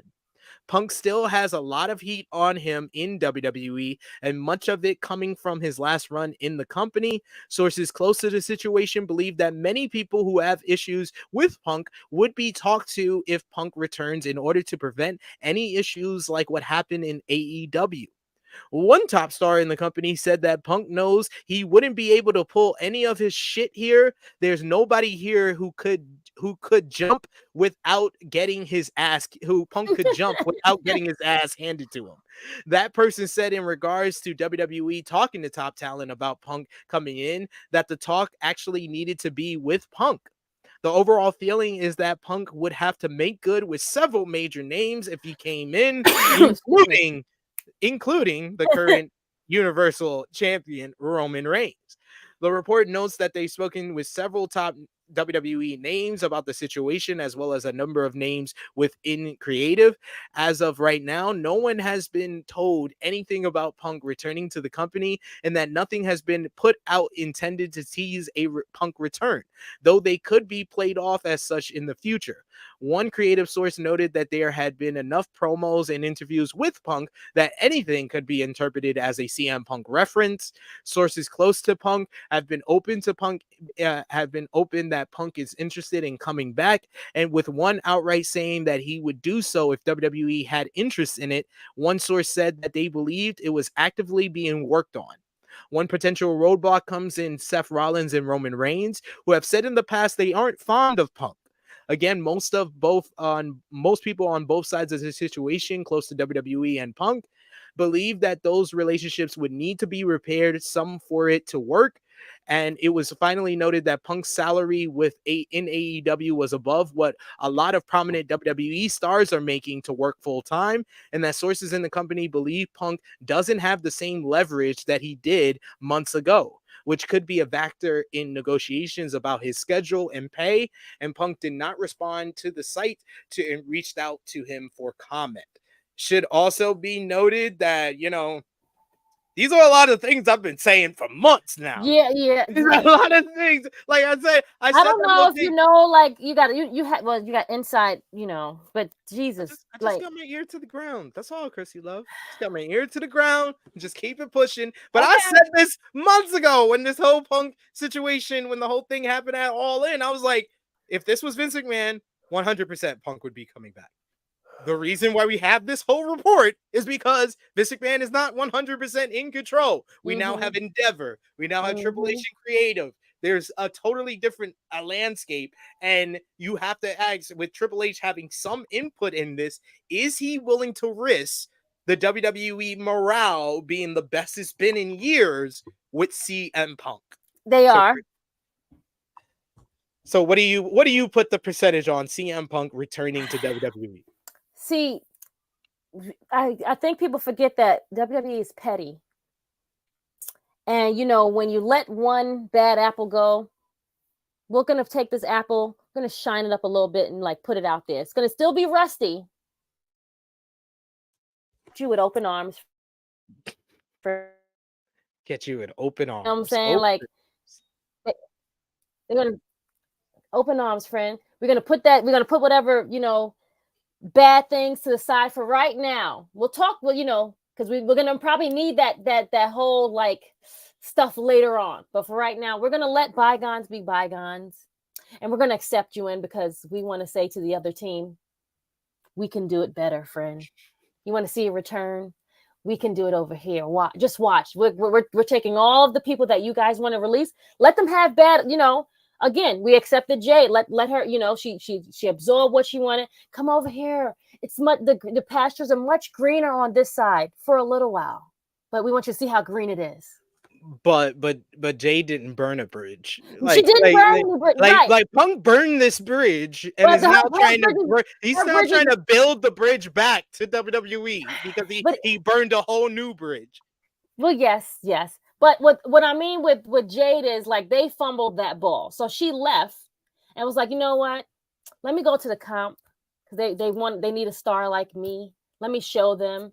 So WWE's like, yes, we'll take this shiny new gem, brighten her up and make her look at all the press she's had. She's had more press than we're gonna throw the bag at it. So with this rusty gem that is Phil, the sassiness that he will bring, because he's going to bring the sassiness as always and talk all about Tony. He's going to talk all about how he did this and did that. It's going to be like carbon copy when he first came back, when he joined AEW. It's going to be the same MO, just reverse. I had to look at myself. I could see the promo now. I had to look at myself and just. Sorry, once again, Belle, this is not correct. Belle saying, I will say, I do gotta say, WWE are doing the right thing. You seem to always want to compliment WWE a lot. I will say that. I just noticed that. By saying he has to talk to Roman, Seth, and all of them before returning. AEW should have done that with him in the Elite, but I digress. The big difference is Punk never physically, assaulted the Roman Reigns or Seth Rollins. It's literally words. It's literally words. And the fact that you didn't acknowledge that in your comment, I know what you're trying to do here. So I'm going to move on. I know what you're trying to do here. So I'm just move on. What do you think? Do you think that the best time for WWE to bring him back would be in Chicago at Survivor Series? Or do you think they wait until Royal Rumble? I would wait till Royal Rumble, make it more meaningful, impactful. It'd be bigger. Yeah. It's going to be much bigger. We can always go to Chicago. We already know that's CM Punk's land. That's okay. But we can also have shows in Chicago without him being there. And they still be great. You get it? Let Survivor Series be Survivor Series. He needs to be at the bigger show. Survivor Series can take that back burner. It's fine. Yeah, that's why, I had people arguing with me, oh, he should come back. We've seen 101 Chicago returns for Punk. No, and you're not the people that are wanting this are not thinking about this from WWE's perspective at all. You are risking CM Punk at 44, 45, 46 years old, coming into your company, and coming in November for a big money matchup at Mania in April, and you expect him to, one, stay healthy, and two, not get into any problems backstage? What are you, like, you fans January is are a better the dumbest motherfuckers I have ever met in my loving life. You guys do not think past, this is what I want, so I don't care about all the other stuff. Yep. That's literally what most fans think, like, it seems. They see, and like you said, WWE is thinking about the big, like, first of all, they have this Endeavor, so they have to prove to Endeavor, like, listen, we're here to, like, put on these big banger shows. The bigger show is going to be in a stadium. We want a bigger pop. We want the news people talking. They went on every news line. They want TMZ. They're gonna drop these. Hopefully they keep it a secret. I mean, he's coming, but they're talking, but keep that audible, like, confined. But they're not going to do that, though. It's too much money to be made. Literally, Sean, I literally explained to you why it does not make any sense. It does not make sense. You literally just saw me talking, was like, la, la, la, la, la. I'm still going to type this. I don't care. It's in Chicago, so it makes sense. That's the only thing. You literally just want to pop in Chicago? That does not do anything for WWE. The Chicago crowd is going to come regardless. The Chicago crowd is sold out already. So what the fuck is the reason to have CM Punk in Survivor Series besides he was born in fucking Chicago? I don't fucking care. I don't fucking care. I've seen him return in Chicago, in WWE, in ROH, in AEW. I've seen you don't need to see it in multiple companies. Like, Jesus Christ. It does not make any sense. Besides, he's from Chicago. If that's your reasoning, then fuck. You should never, don't even fantasy book. You should never do anything booking-wise. If your job is to be a booker, you should probably quit the job and go on a job search right now and realize that you are shitty at booking, even if it is your job. Yep. Like, they're not listening. They're not understanding this is money. They're not looking at the bigger picture. They just look at it as just Chicagoland. Chicagoland is just a little part of the piece. Emotional damage. I'm emotionally damaged by how many times I've seen CM Punk return in Chicago. That's how emotionally damaged I am. Yeah, exactly. Thank you, big man dog. Someone's getting it. If the show's already sold out, there's no reason to bring back Punk in Chicago. It's not like they need more seats. It's already done. Like, if they weren't selling seats, then they would like say, you know what? Guess who's coming? Oh my God, let me go get my ticket right now. That's where that audible will come in at. Exactly. Like, come on. Jesus. And he's not, you're literally going to have him return at Survivor Series, and then he doesn't do anything for 2 months until the 2 months.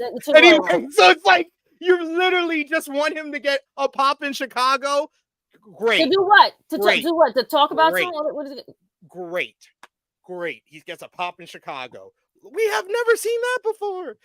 Anyway, a new report has a spoiler on a return set for tonight's WWE Fastlane, according to PW Insider. The angle on last night's SmackDown that saw Joaquin Wilde and Cruz del Toro get taken out is to set up a return on tonight's pay-per-view. And the report notes that according to sources in WWE, the move was done to bring back Carlito, who has been signed to a new deal with the company since the summer and has been waiting for the right time to bring him back. Carlito made his first WWE appearance in a few years back in May at WWE Backlash in Puerto Rico. Are you excited to see Carlito make his return tonight? That would be great. That'd be cute. He's like, oh, let me make a phone call, and they're gonna keep it in the wraps. Bigger pop. They're going to. Damn, can I change my prediction? Can I change my winner now? Because so they're supposed to be going against the Street Profits so they got to take the L. All right, fine, because Carlito got to win. All right, I don't mind this. Okay, and it's gonna be the shortest. Okay, Romeo, I gotta call you. Okay, like reverse. Yeah. Luckily, on the prediction championship, he put other. He was like, is the partner gonna be Cruz, Joaquin, or other? So all you have to pick was other, and you're right. That's true. You're right. Damn. I don't know. I gotta go look at my answers. Bell breaking it down to me, and you could tell Bell trying to talk to me like, calm down, sir. If they leave it up to Punk, he'll return in Chicago. That is correct. That's true. If it's up to WWE, they'll do it at the Rumble. That is True. also correct. Yes. Can you agree with me on that, SP3? And you yelled at me in that's right yes, here. I'm salty. He says, since you want to yell earlier when I'm eating dinner, yes, I'm salty. I apologize to your grandparents, but not you. She says she's eating dinner with her grandparents. I apologize to them, not her. We got Sorry, Val. We got Christopher who says, I think them bringing in Carlito will be the perfect shot in the arm to resurrect Legado del Fantasma. They're not that anymore. They're LWO now. So, but yeah, I agree. It's like pull a trigger on him. Like, what are we waiting on? Like, he's hot. Like, I would have liked it to be Dragon Lee only because I thought of last night the perfect way to keep it going afterwards is have Dragon Lee join LWO and him become the new basically protege for Rey Mysterio, which causes jealousy with Santos. Yeah, not you thinking chess, not checkers. Like, yeah. Because his son is not there anymore. You know what I'm saying? His son is not the one that's going to get in the way because his son don't give a shit. He's with his own people. Like, exactly. His son is a lost cause. So we now need someone to be showing a younger person that has faced his son. It's like, listen, this is what went wrong. Let me show you what you can do and how you can be better than my son. Oh, that's good. Dang. That's not checkers. Dang. Final note before we get to Raw, and new report has a potential spoiler on tonight's pay-per-view. PW Insider reports that Jade Cargill has been seen in Indianapolis ahead of tonight's show. Cargill is expected to be at tonight's show, next week's Raw and SmackDown tapings. To be clear, there's no confirmation at this point as to whether she will be on the actual premium live event. It was reported earlier this week that NXT has had no creative discussions about Cargill, and PW Insider also reported earlier this week that Jade Cargill is pegged to be part of the Raw brand. So we shall see. We shall see. I want to see Jade debut sooner rather than later, and beat Becky Lynch for the NXT Women's Championship. Makes sense. Okay. Okay. Raw this week, they did 1.511 million viewers. The show featured the return of Rhea Ripley, who attacked Nia Jax, brawled with Raquel Rodriguez and Shayna Baszler before beating up security. She then called out the Judgment Day, where she talked down to both Damian Priest and Dominic Mysterio, Dom for losing the North American Championship, before Jey Uso came out and acknowledged Rhea as his new tribal chief, before brawling with Dom and JD McDonough, before Cody made the save. There's made a tag team title match for Fastlane with Cody and Jey Uso versus Finn and Damian. We also saw Shinsuke Nakamura lay out Seth Rollins with steel chair shots and the Kinshasa ahead of their last man standing match tonight. And we had Gunther and Tommaso Ciampa's contract signing with a riveting promo exchange turned into a title match in the main event. And we got a awesome, tremendous main event matchup for the Intercontinental Championship with Gunther once again retaining. Post-match, Imperium attacked Ciampa until Johnny Gargano made his return after weeks and weeks of speculation and reunited DIY with Ciampa. Nice. What did you think about Raw this week, especially that main event with Gunther and Ciampa? Great main event. They cooked up, and I like that Gargano came in because we haven't seen him for a while. So yes, revamp them, tweak them up and like get them back out there. So they'll probably have a couple of bouts with Imperium before they get to Gunther right away. It would have maybe a triple threat. I think they're going to move on from Gunther. I think they're going to go into the tag team division after they're done with Imperium. Well, okay. Because you got Judgment Day as heel champions. It makes sense. You need them to be okay. Yes, because we've already done the KO and Zayn. They're not getting it back. They're done. Thank God. Yeah. Not thank God. KO and Zayn is awesome. What are we? No, they're great, but I was like, kind of over it already. It's like. Don't worry, you'll see plenty of it before Survivor Series. I know they keep throwing it back in our faces, friends. I can't get rid of it. They keep putting them all these guys back together, even though KO doesn't even want to be a part of this. He can't stand Jey Uso. They just not they. Oh, I know. Oh, they get the hill KO. Okay, got it. There we go. There we go. Okay, never mind. I see it now. Okay, my bad. We I wasn't thinking. We My fault. Bell who says Ciampa found his best friend, and we got Trey who says Gargano in his D Wade on the Bulls era. God damn, that's an insult. God damn, that's an insult. He said D Wade on the Bulls, not D Wade on the Heat. Yeah, the Bulls. Yeah. The only thing worse could have been D Wade on the Cleveland Cavaliers, which would have made sense because Gargano's from Cleveland. But speaking of Johnny Gargano's return, both not good runs, friend. That's what they're trying to say. That's what they're saying. It was his first appearance on television in quite a few months. PW Insider reports that the plans to have Gargano return were locked in near the end of the weekend. Gargano traveled to San Jose for Raw early Monday and was kept backstage before his return. He posted to Twitter to comment on DIY's return, and he said, "Real talk, I saw all your theories and hopes for DIY these past 6 months, from dream matches to just genuinely wanting us back. I know how excited y'all are. We are too. Thanks for believing and holding out hope for us. And now that it's finally time, let's freaking kill it." All right, let's do it. Hey, I'm ready. I'm ready to see DIY shine. I think they are one of the best. Should have been signed, actually. Yeah. Waited too long, of course, but WWE being them, they don't know what to do themselves.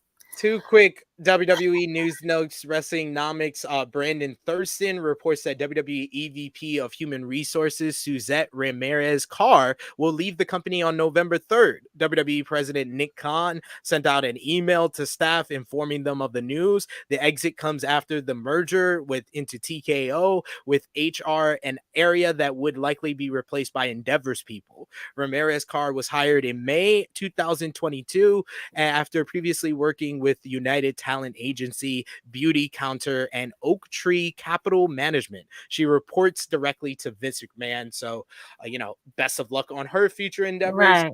And then, as previously reported, John Cena is advertised to appear on the November 4th WWE Crown Jewel Premium Live event. While the belief online is that Cena would face Roman Reigns, that may now not be the case.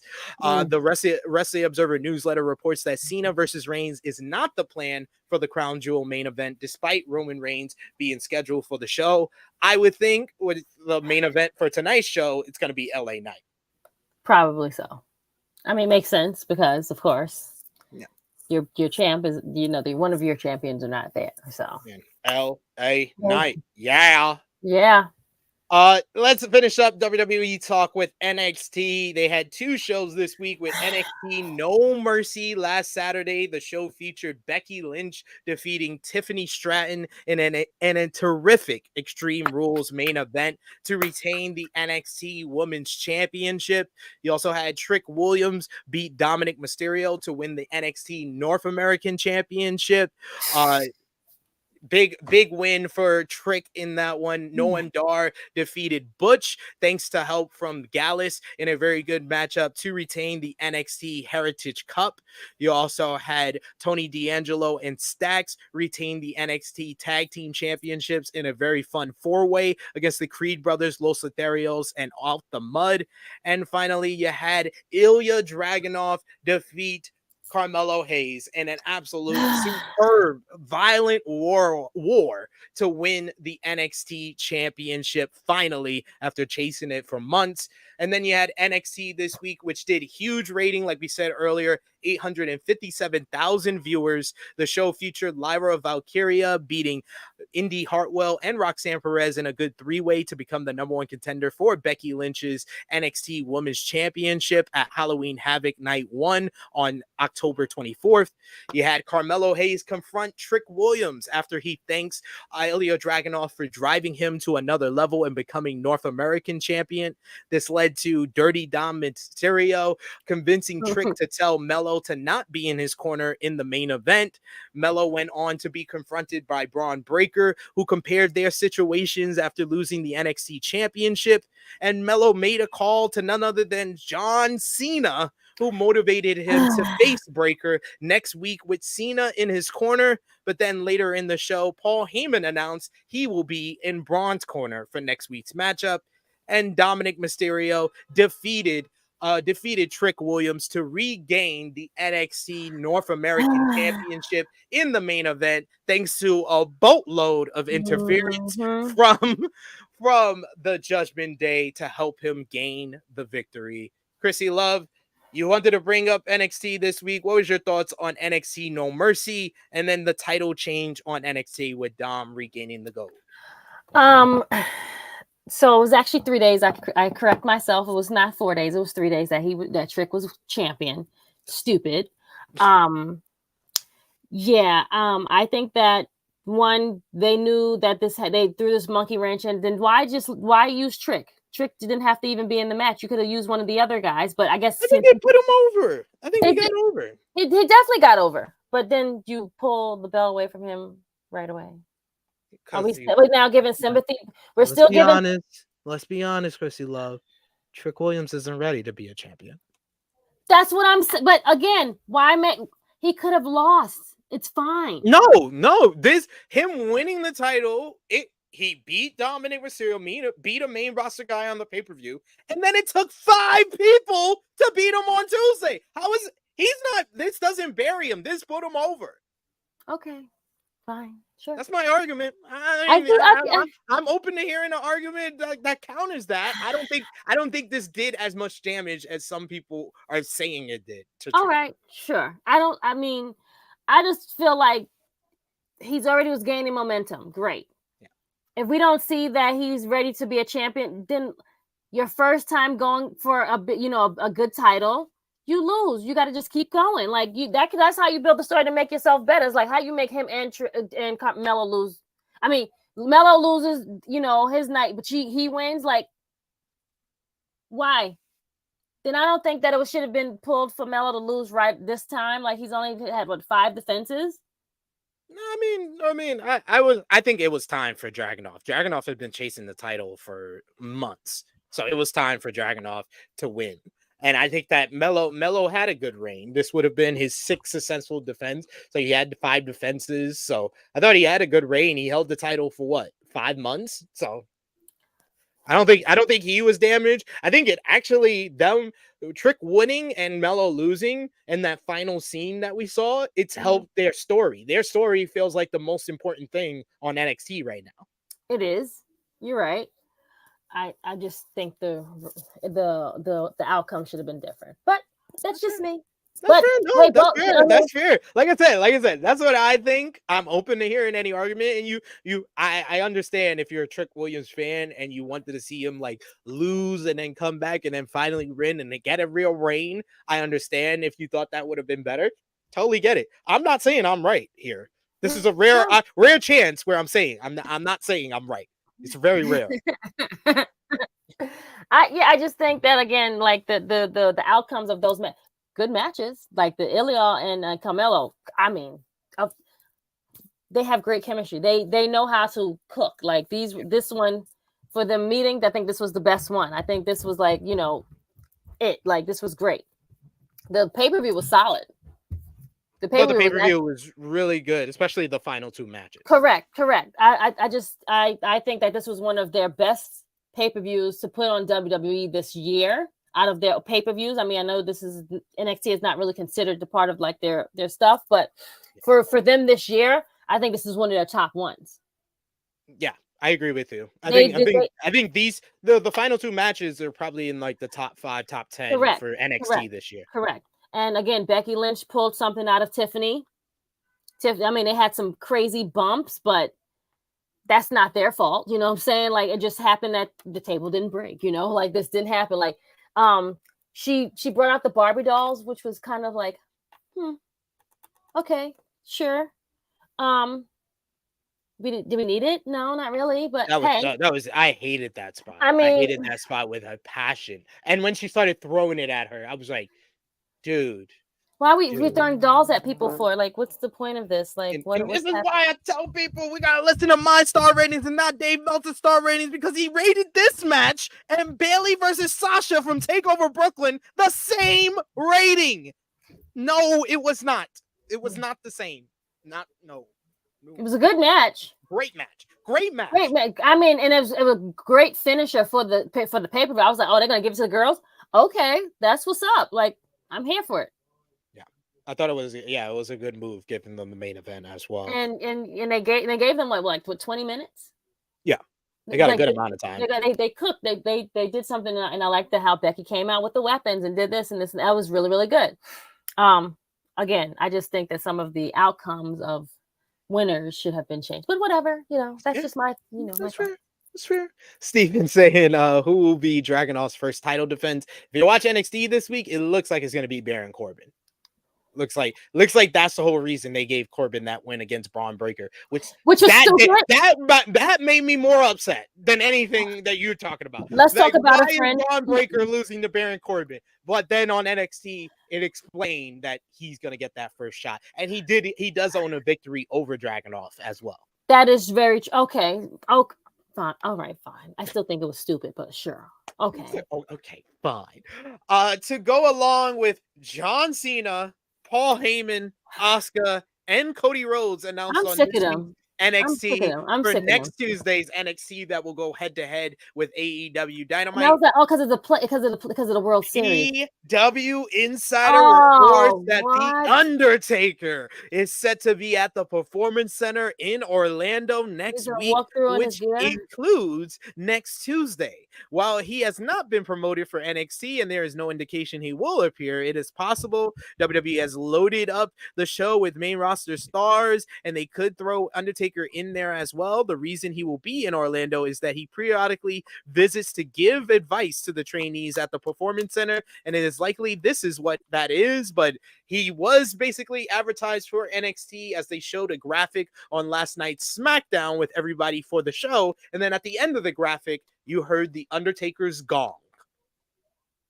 So it's basically official. Undertaker on NXT next week. This is why. What do you think about WWE loading up NXT against AEW? So we bring all of these people. My Damien faces is because of the Undertaker. I'm like, we don't need it. It's not necessary. What is he putting on his gear? Or is he going to say something to the kids in the back? Like, yeah, you got it, kid. Like, what are we doing? Like, what is he supposed to do? Like, what's the point? It's so stupid. It's not necessary. So because we're going to be facing each other on Tuesday, we want to see we want to win so bad that we have to call the anchor. You don't have confidence that you don't have it in your roster. That's what that means. Taking souls and digging holes. That's what he's going to do. Fightful Select has another backstage report on a recently released talent, and that's Mustafa Ali. Since we were talking about Trick Williams beating Mysterio at No Mercy, the original plan was for Mustafa Ali to be the one to beat Dominic Mysterio at which I would have been fine with. That I would have been okay with. But even if he lost on Tuesday, then I wouldn't have been fine with it. No, never mind. No. He was unceremoniously cut from the roster a couple of weeks back. Fightful's report notes that this was a source of frustration for NXT higher-ups backstage when WWE opted to release Ali right before the event. It was also noted that Mysterio was not originally scheduled to retain the title over Ali. The original plan was for Ali to interfere in his matchup with Dragon Lee on Raw, and then it would be a triple threat with Dragon Lee that Ali would have ultimately won. Additionally, NXT's creative team, Shawn Michaels and Ali, reportedly had plans for the wrestler to appear on the brand that would have taken him through March of 2024, but of course, that did not pan out. And someone else plans for NXT that might not pan out is Dragon Lee. Dragon Lee has made multiple appearances on the main roster in recent weeks, and it looks like the move is now permanent. The Wrestling Observer newsletter reports that Lee did so well in his match with Dominic Mysterio on Raw last week that he has now been moved to the main roster. He defeated Austin Theory on last night's SmackDown, and when Lee originally signed with WWE, his deal indicated that he would be on the main roster within a year. It seems the response to the matchup with Mysterio sped up things a bit, and it was noted that the Mexican talent have been looking to how both AEW's Bandito and Lee have fared since they started with their respective companies around the same time. This will help them decide where they want to go when the time comes. And if you ask me, maybe like 3, 4, 5 months ago, I would have said AEW's doing much better with Bandito than WWE's doing with Dragon Lee, but Bandito gets injured. Dragon Lee started getting used more. Now it's WWE's using Dragon Lee better than AEW using Bandito. very quick how things can change in wrestling. It's the injury. The injury god is outside. You know, they're lurking in people's windows, and they're taking souls one by one. Friends, taking souls and digging holes. Like once again, no NJPW show from this past week for us to discuss, Miss Krssi Love, but we have some news and a big card coming up on Monday for New Japan. Julia will be coming to the USA once again, Miss Krssi Love. Really? Okay. She will defend the NJPW Strong Women's Championship at Fighting Spirit Unleashed later this month. It was announced on the October 1st Stardom show that Julia will defend her title against Hanan at the October 28th event. It was also announced that Eddie Kingston will defend the Strong Openweight Championship against Hanare of United Empire at Fighting Spirit Unleashed as well. But the next big show for New Japan is New Japan Destruction in Ryogoku. We did our preview for that show yesterday, myself and Jay News. So if you want a thorough breakdown of everything that's going on heading into the show, you could take a look at that. We are here to do rapid fire predictions for the main matches on this card because there's 10 matches and we're not going to predict all of them because Krssi Love won't know half of them. We got House of Torture will go up against Just Five Guys in a trios matchup. I can guess. We will find out who the newest member of Just Five Guys will be, which I'm guessing is Yua Uemura from Impact, because that's why he got fired. That's why he got fired to go back to New Japan. Okay. Then you got Tonga Loa will go one-on-one with Chase Owens. You have an 8-man tag. It's going to be Los Ingobernables de Japón versus United Empire. First match we will predict is for the IWGP Junior Heavyweight Tag Team titles, the Intergalactic Jet Setters versus Bullet Club War Dogs. Bullet Club War Dogs making their second defense of the titles. Who you got, Krssi Love? War Dogs. I got the War Dogs as well. You got Game 7 of the Best of 7 series between the Strong Style, Minoru Suzuki, Ren Narita, and El Desperado. They face Shota Umino, Yuji Nagata, and Master Wato. These guys had Game 6 this morning, so I'm guessing Strong Style won that one. So who do you think wins Game 7? Which one is Strong Style? Strong Style is the one with Suzuki. Got it. And you said they won last one? I'm guessing. I'm looking it up as you talk, as you make your prediction. If they won, then the other team should win. That's sound thinking by Miss Krssi Love. It's like if one team won this morning, then the other team should probably win tomorrow. There's a best out of 7, correct? I love it. I love the thinking. That's great. Yeah, actually, Strong Style won. So Strong Style won. So yeah, I'm going with Shota Umino and his crew. Yeah. So okay. So I got it right. Okay, great. There you go. We got Bullet Club War Dogs. Gabe Kidd and Alex Coughlin will defend the Strong Openweight Tag Team titles against Hikuleo and El Phantasmo of Gorillas of Destiny. Who you got here? The champs retain. I agree. No, I'm actually going with El Phantasmo and Hikuleo to become new champions. You got new champs? Yeah, I got new champs in this one. Okay, new champs then. All right, great. We got the never openweight 6-man tag team titles up for grabs. It's going to be Kazuchika Okada, Hiroshi Tanahashi, and Tomohiro Ishii defending against Team Impact. Josh Alexander, X Division champion Chris Sabin, and Impact World champion Alex Shelley. Who you got? I'm gonna go with the champs. Okay, see, this will work perfectly for me because you should put like little pictures. Okay, Romeo, sorry, this is like going way over right now. Romeo, like you should put like a little like thumbnail on the card so I can know, or like people can know who is who, i.e. me, because sometimes I don't know some of these people, so it's really hard to like guess what's happening.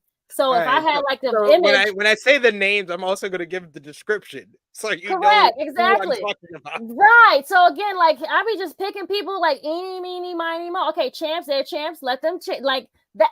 Again, for me, I don't watch this every week, so it's hard for me to, I think it's fun too to be, predict. Okay, maybe I might get it right. You know what I'm saying? Sometimes I do get like a good like Oh, I was picking great that day, and then the other times I did really shitty, and I was like, damn, I didn't pick good at all. Was I high, or what happened? Like, what happened? I don't know. Was I high? And then like he'll send it, and I gotta hurry up and send it before I forget.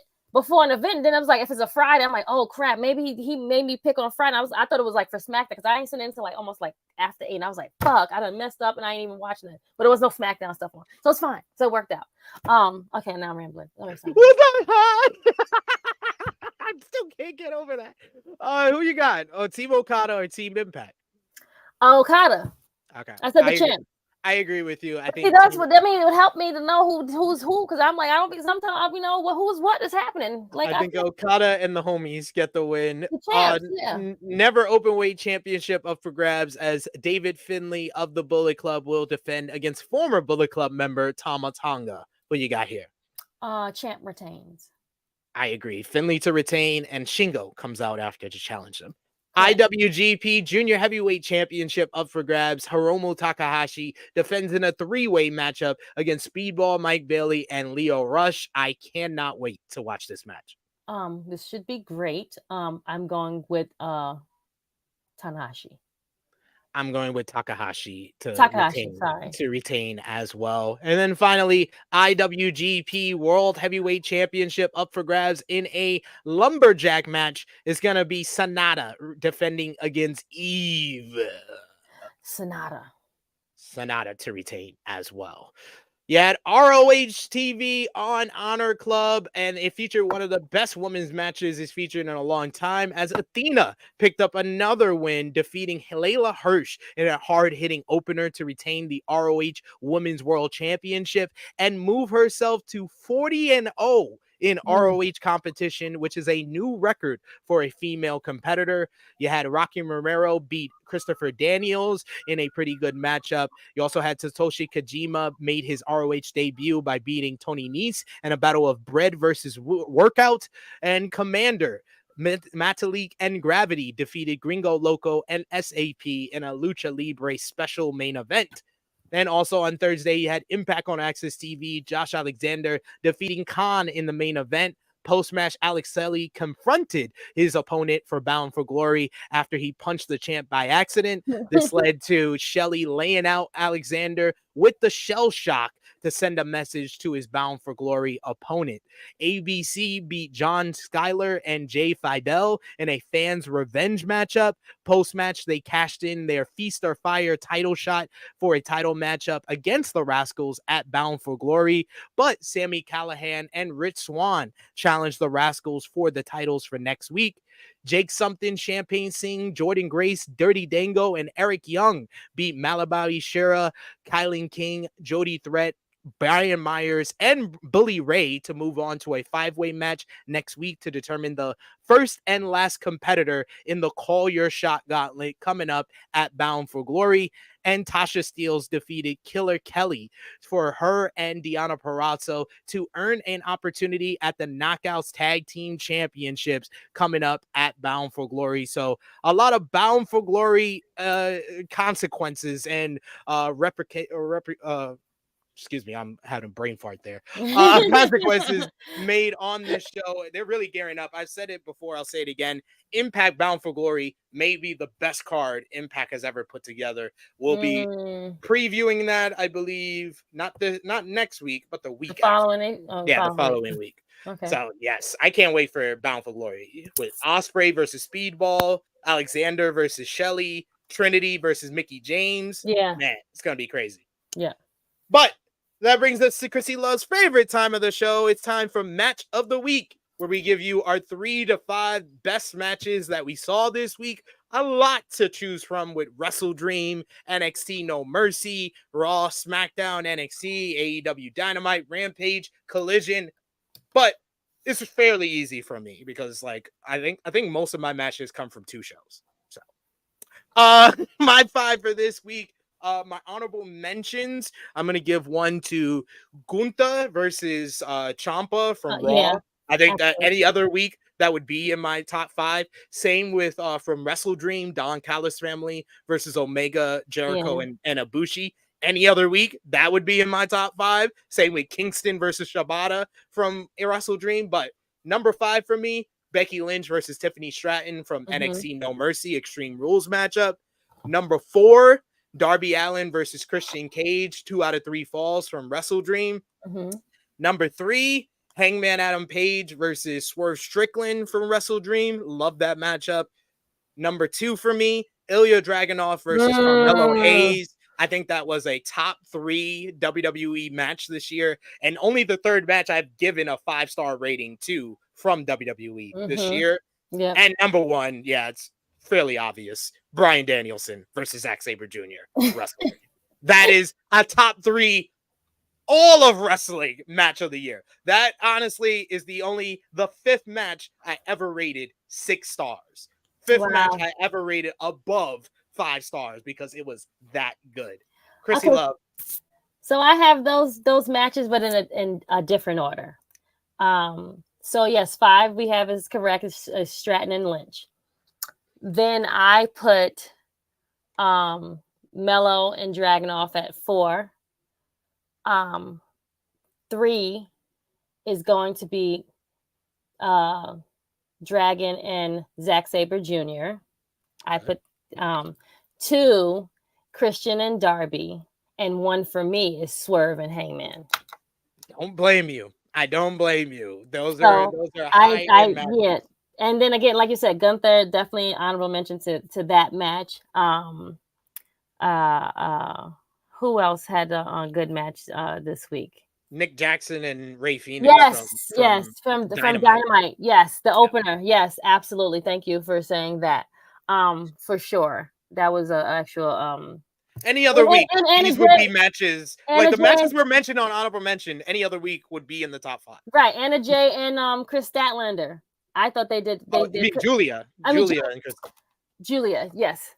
Julia Hart. I apologize. Yes. I thought that they did really, really well for their match. You know what I'm saying? Like they gave the girls a good couple of minutes and they succeeded really, really well. So honorable mention to them. Sound off in the live chat. Let us know your matches of the week. And last call for super chat donations. Y'all been slacking on us this episode. We need a super chat donation. We need at least one. So somebody scrunge up a $2. All right. Where's Vala B? Vala B, you okay? We didn't see Annika. Like everyone is on. You know, they're entitled taking a Saturday off. I don't know. Right. They're entitled to take some days off too. They can't be at all the shows. Sorry. So, but you guys are missed. Annika, did you see all of the trailers for our housewife? Oh, we're gonna have so much to talk about, friend. Lovely. Well, we're gonna end things off with WWE Fastlane rapid fire predictions, and only 5 matches for us to do this for. It feels like a takeover. Listen. I mean, they could. I'm fine with that. That's okay. I'm fine with it too. Be over by 10 o'clock, 10:30. You know, we don't have to be. Nice. Everyone doesn't have to finish at 11 o'clock or after 11. It's okay. We got a 6-man tag team matchup. It's going to be the LWO, Rey Mysterio, Santos Escobar, and versus the Street Business, Bobby Lashley, and the Street Profits. Who you got, Krssi Love? Since Carlito is coming, I had the Street Business winning, but since he's gonna be there, I now have to change my answer and put it at LWL. I am going to go. I'm still gonna go with Street Business. I'm still gonna go with Street Business. I don't know. Something tells me that they would still give LW the loss, even with Carlito. Something's telling me that. Oh god, that would be so sad though. Like, why would you do that to someone to debut in like all this time and then it's WWE? You know what? You're right though, but still, like, okay, go ahead, friend. Undisputed WWE Tag Team Championships. Damian Priest and Finn Balor of the Judgment Day defend against Jey Uso and Cody Rhodes. Cody Rhodes and Jey Uso are teaming for the first time, so I don't really have much to say about this one. What you got? Thanks for the super chat, friend. Appreciate you. That's from Christopher.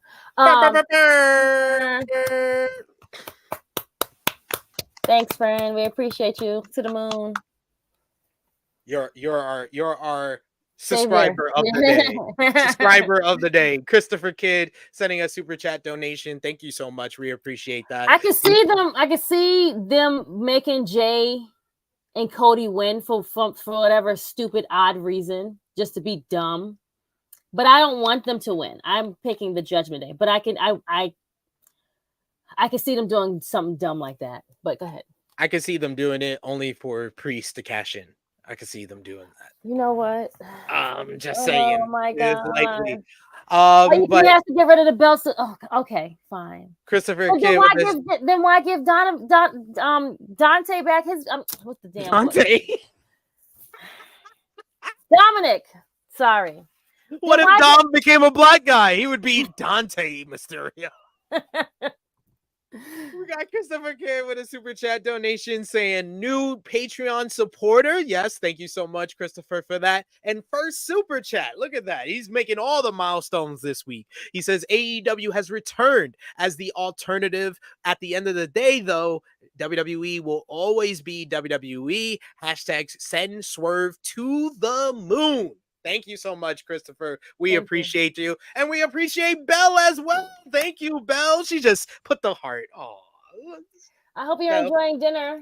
What'd you eat? You know me yelling. That's just how I express my love. Right. But yeah, I see them pulling that and just making them win. But yeah, now that you say that, it just makes sense for Damon to now, because he's had the belt for so long now. It's like, okay, like I could see it, but I think Judgment Day does retain because Cody and Jay winning the titles makes no sense. No, it doesn't. They have okay, yeah, friend. Go ahead. It just doesn't. The Io Sky will defend the WWE Women's Championship. When did this become a three-way? Last week. She will defend the WWE Women's Championship in a triple threat against Charlotte Flair and Asuka. She is coming off defending the title against Asuka just a couple of weeks back, but Bayley and Charlotte Flair got involved. Charlotte made the challenge for the next title shot at Fastlane, but then Asuka made the save for Charlotte against Damage Control and said something in Japanese that Bayley interpreted as a triple threat match. So I remember. Yes. Okay. Who gets the win here, Krssi Love? I feel like Io should win. Like, okay, yeah, Asuka will probably take the L and get the pin or whatever. But Charlotte definitely shouldn't win, though. I will say, I agree with Trey. Dante Mysterio sounds like a fire name. You're welcome. Fire name. I think Io retains. It's too early in her title run for her to drop the title yet. This one should probably be the main event, will probably be the main event, but it has felt like anything but the main event. Seth Rollins will defend the World Heavyweight Championship in a last man standing matchup against Shinsuke Nakamura. These two men have been feuding for the past 2 months. Nakamura aiming after Seth's injured back over the last couple of weeks, including his attack on Raw. But this feels secondary to the Judgment Day. This feels secondary to Cody. This feels secondary to Drew McIntyre's heel turn. This feels secondary to Gunther's Intercontinental title reign. Like, just the main issue with this, it has nothing to do with the performers, because I think that this is the best job Shinsuke Nakamura has ever done with a program on the WWE main roster. I think Seth Rollins has become more believable on his talking on the microphone and less the sing my song. I like this more believable, more realistic Seth Rollins we've been seeing on the promos in this program. But WWE has actively booked this feud like it's secondary to everything else. And now Shinsuke has to lose yet again. So that's what, the third time. Yes. And we're just making us look like the loser is like the top guy to like make. No, I'm going to keep coming back. I'm going to keep attacking you. But I'm the loser. I'm the Joker. I'm going to just keep losing. That's what it feels like. It feels like Batman and the Joker. The Joker is winning, but he's technically still losing. Yeah, because nobody at this point believes that Nakamura is going to win tonight. Correct. Exactly. Like, and it's sad because it's like, what what is the whole premise of it all? You know what I'm saying? It's like, yes, we're giving Shinsuke, he's on TV every week, he's doing promos in Japanese, it's great stuff. Then what? He goes back to catering? Yeah, what's next? What it feels like they have already set up that he's gonna feud with Ricochet after this. Okay, sure. Great. That's your thing. That gets you up at night. Right. But to confirm how much of a B show this will probably be the main event of the show. John Cena teaming up with LA Knight, to verse the Bloodline, Solo Sikoa, and Jimmy Uso. Who do you think gets the win? LA Knight. And and John Cena. Matter of fact, that'd probably be the shortest match of the night. Damn it. I went with the what did I go with? I went with LWL versus Street Business for the shortest. Oh, match. True. They'll probably that makes sense. You're right. Yeah. Okay. But yeah, LA Knight and John Cena winning for sure. I agree with Solo you. takes the pin. Cena, LA Knight get the win. LA Knight gets the pinfall to make him build him up for his eventual match with Roman Reigns. But I think that the build to this has been significantly B show worthy. But I think that all the performers will show out and will say it was a good show. True. Expectations low, then the performers overperform, and that's usually how WWE pay-per-views work. But yeah, you'd be like, oh damn, I didn't think this was going to be a great show. I thought it was very predictable. It was this and this and that, but it was actually solid. Like the matches were really, really good. So a reminder for everyone who wants to watch wrestling tonight. AEW Collision comes on at 7 p.m. Eastern time. It's a special start time. So you get to watch 1 hour of AEW by itself before Fastlane starts. And if you're like me, you'll have the dual screen. If you're like some people, you'll have just AEW Collision on and you'll wait to watch Fastlane. And some people will just watch Fastlane, but want to make it open to everybody. 8 p.m. Eastern time, the start time for Fastlane will be here live on the Tru Heel Heat YouTube channel for our watch party. Romeo, Big Mike, Heel Steven, Josh will be here for WWE Fastlane. And then I will be back tomorrow, 11:05 a.m. Eastern time, with Miss Krssi Love's tag team partner, Stephanie Hypes, as well as Ness to review WWE Fastlane. So join us for that. Miss Krssi Love, it's that time. You let the people know where they can follow you on social media and what you got going on. Let the people know. Yes, peeps. Yeah, make sure you guys watch the roundtable tomorrow with SP, my tag partner, and Ness. Be there at 11:05 a.m. Correct, friend? Yes. Okay. Other than that, you can follow me on Twitter, which is Tru Heel Krssi Love. IG is Krssi Love _1, or it's just my plain old name. Other than that, if I do watch tonight, then I can probably join with you guys. I hope I can watch it in time. If not, then have a great show. But other than that, if not, like Tony Storm. If not, I will be guest hosting. I'll be a guest. Yes. Tony Storm. Yes. So at least, but my makeup will be done properly. This is my favorite post she did. And it's the robe, it's the theatrics, is everything. I know her husband told her to be full blown, like extravagant. But other than that, like I said, I will be on the Ring Fanatics on Monday, so I'll be tweeting that and showing that all to them. I'll be guest hosting on their show coming out Monday, I believe. So other than that, I'm around, friends. See you later. Indeed. Check out all that. Check out myself on the Twitter machine at Tru Heel SP3, Facebook, Twitter, Instagram, TikTok at Tru Heel Heat, patreon.com/Tru Heel Heat, $3 a month, more exclusive content, including Stars canceling Heels. So we did our Heels season 2 review and we had a funeral. Had a funeral for Heels as we broke down season 2. That's up on Patreon right now.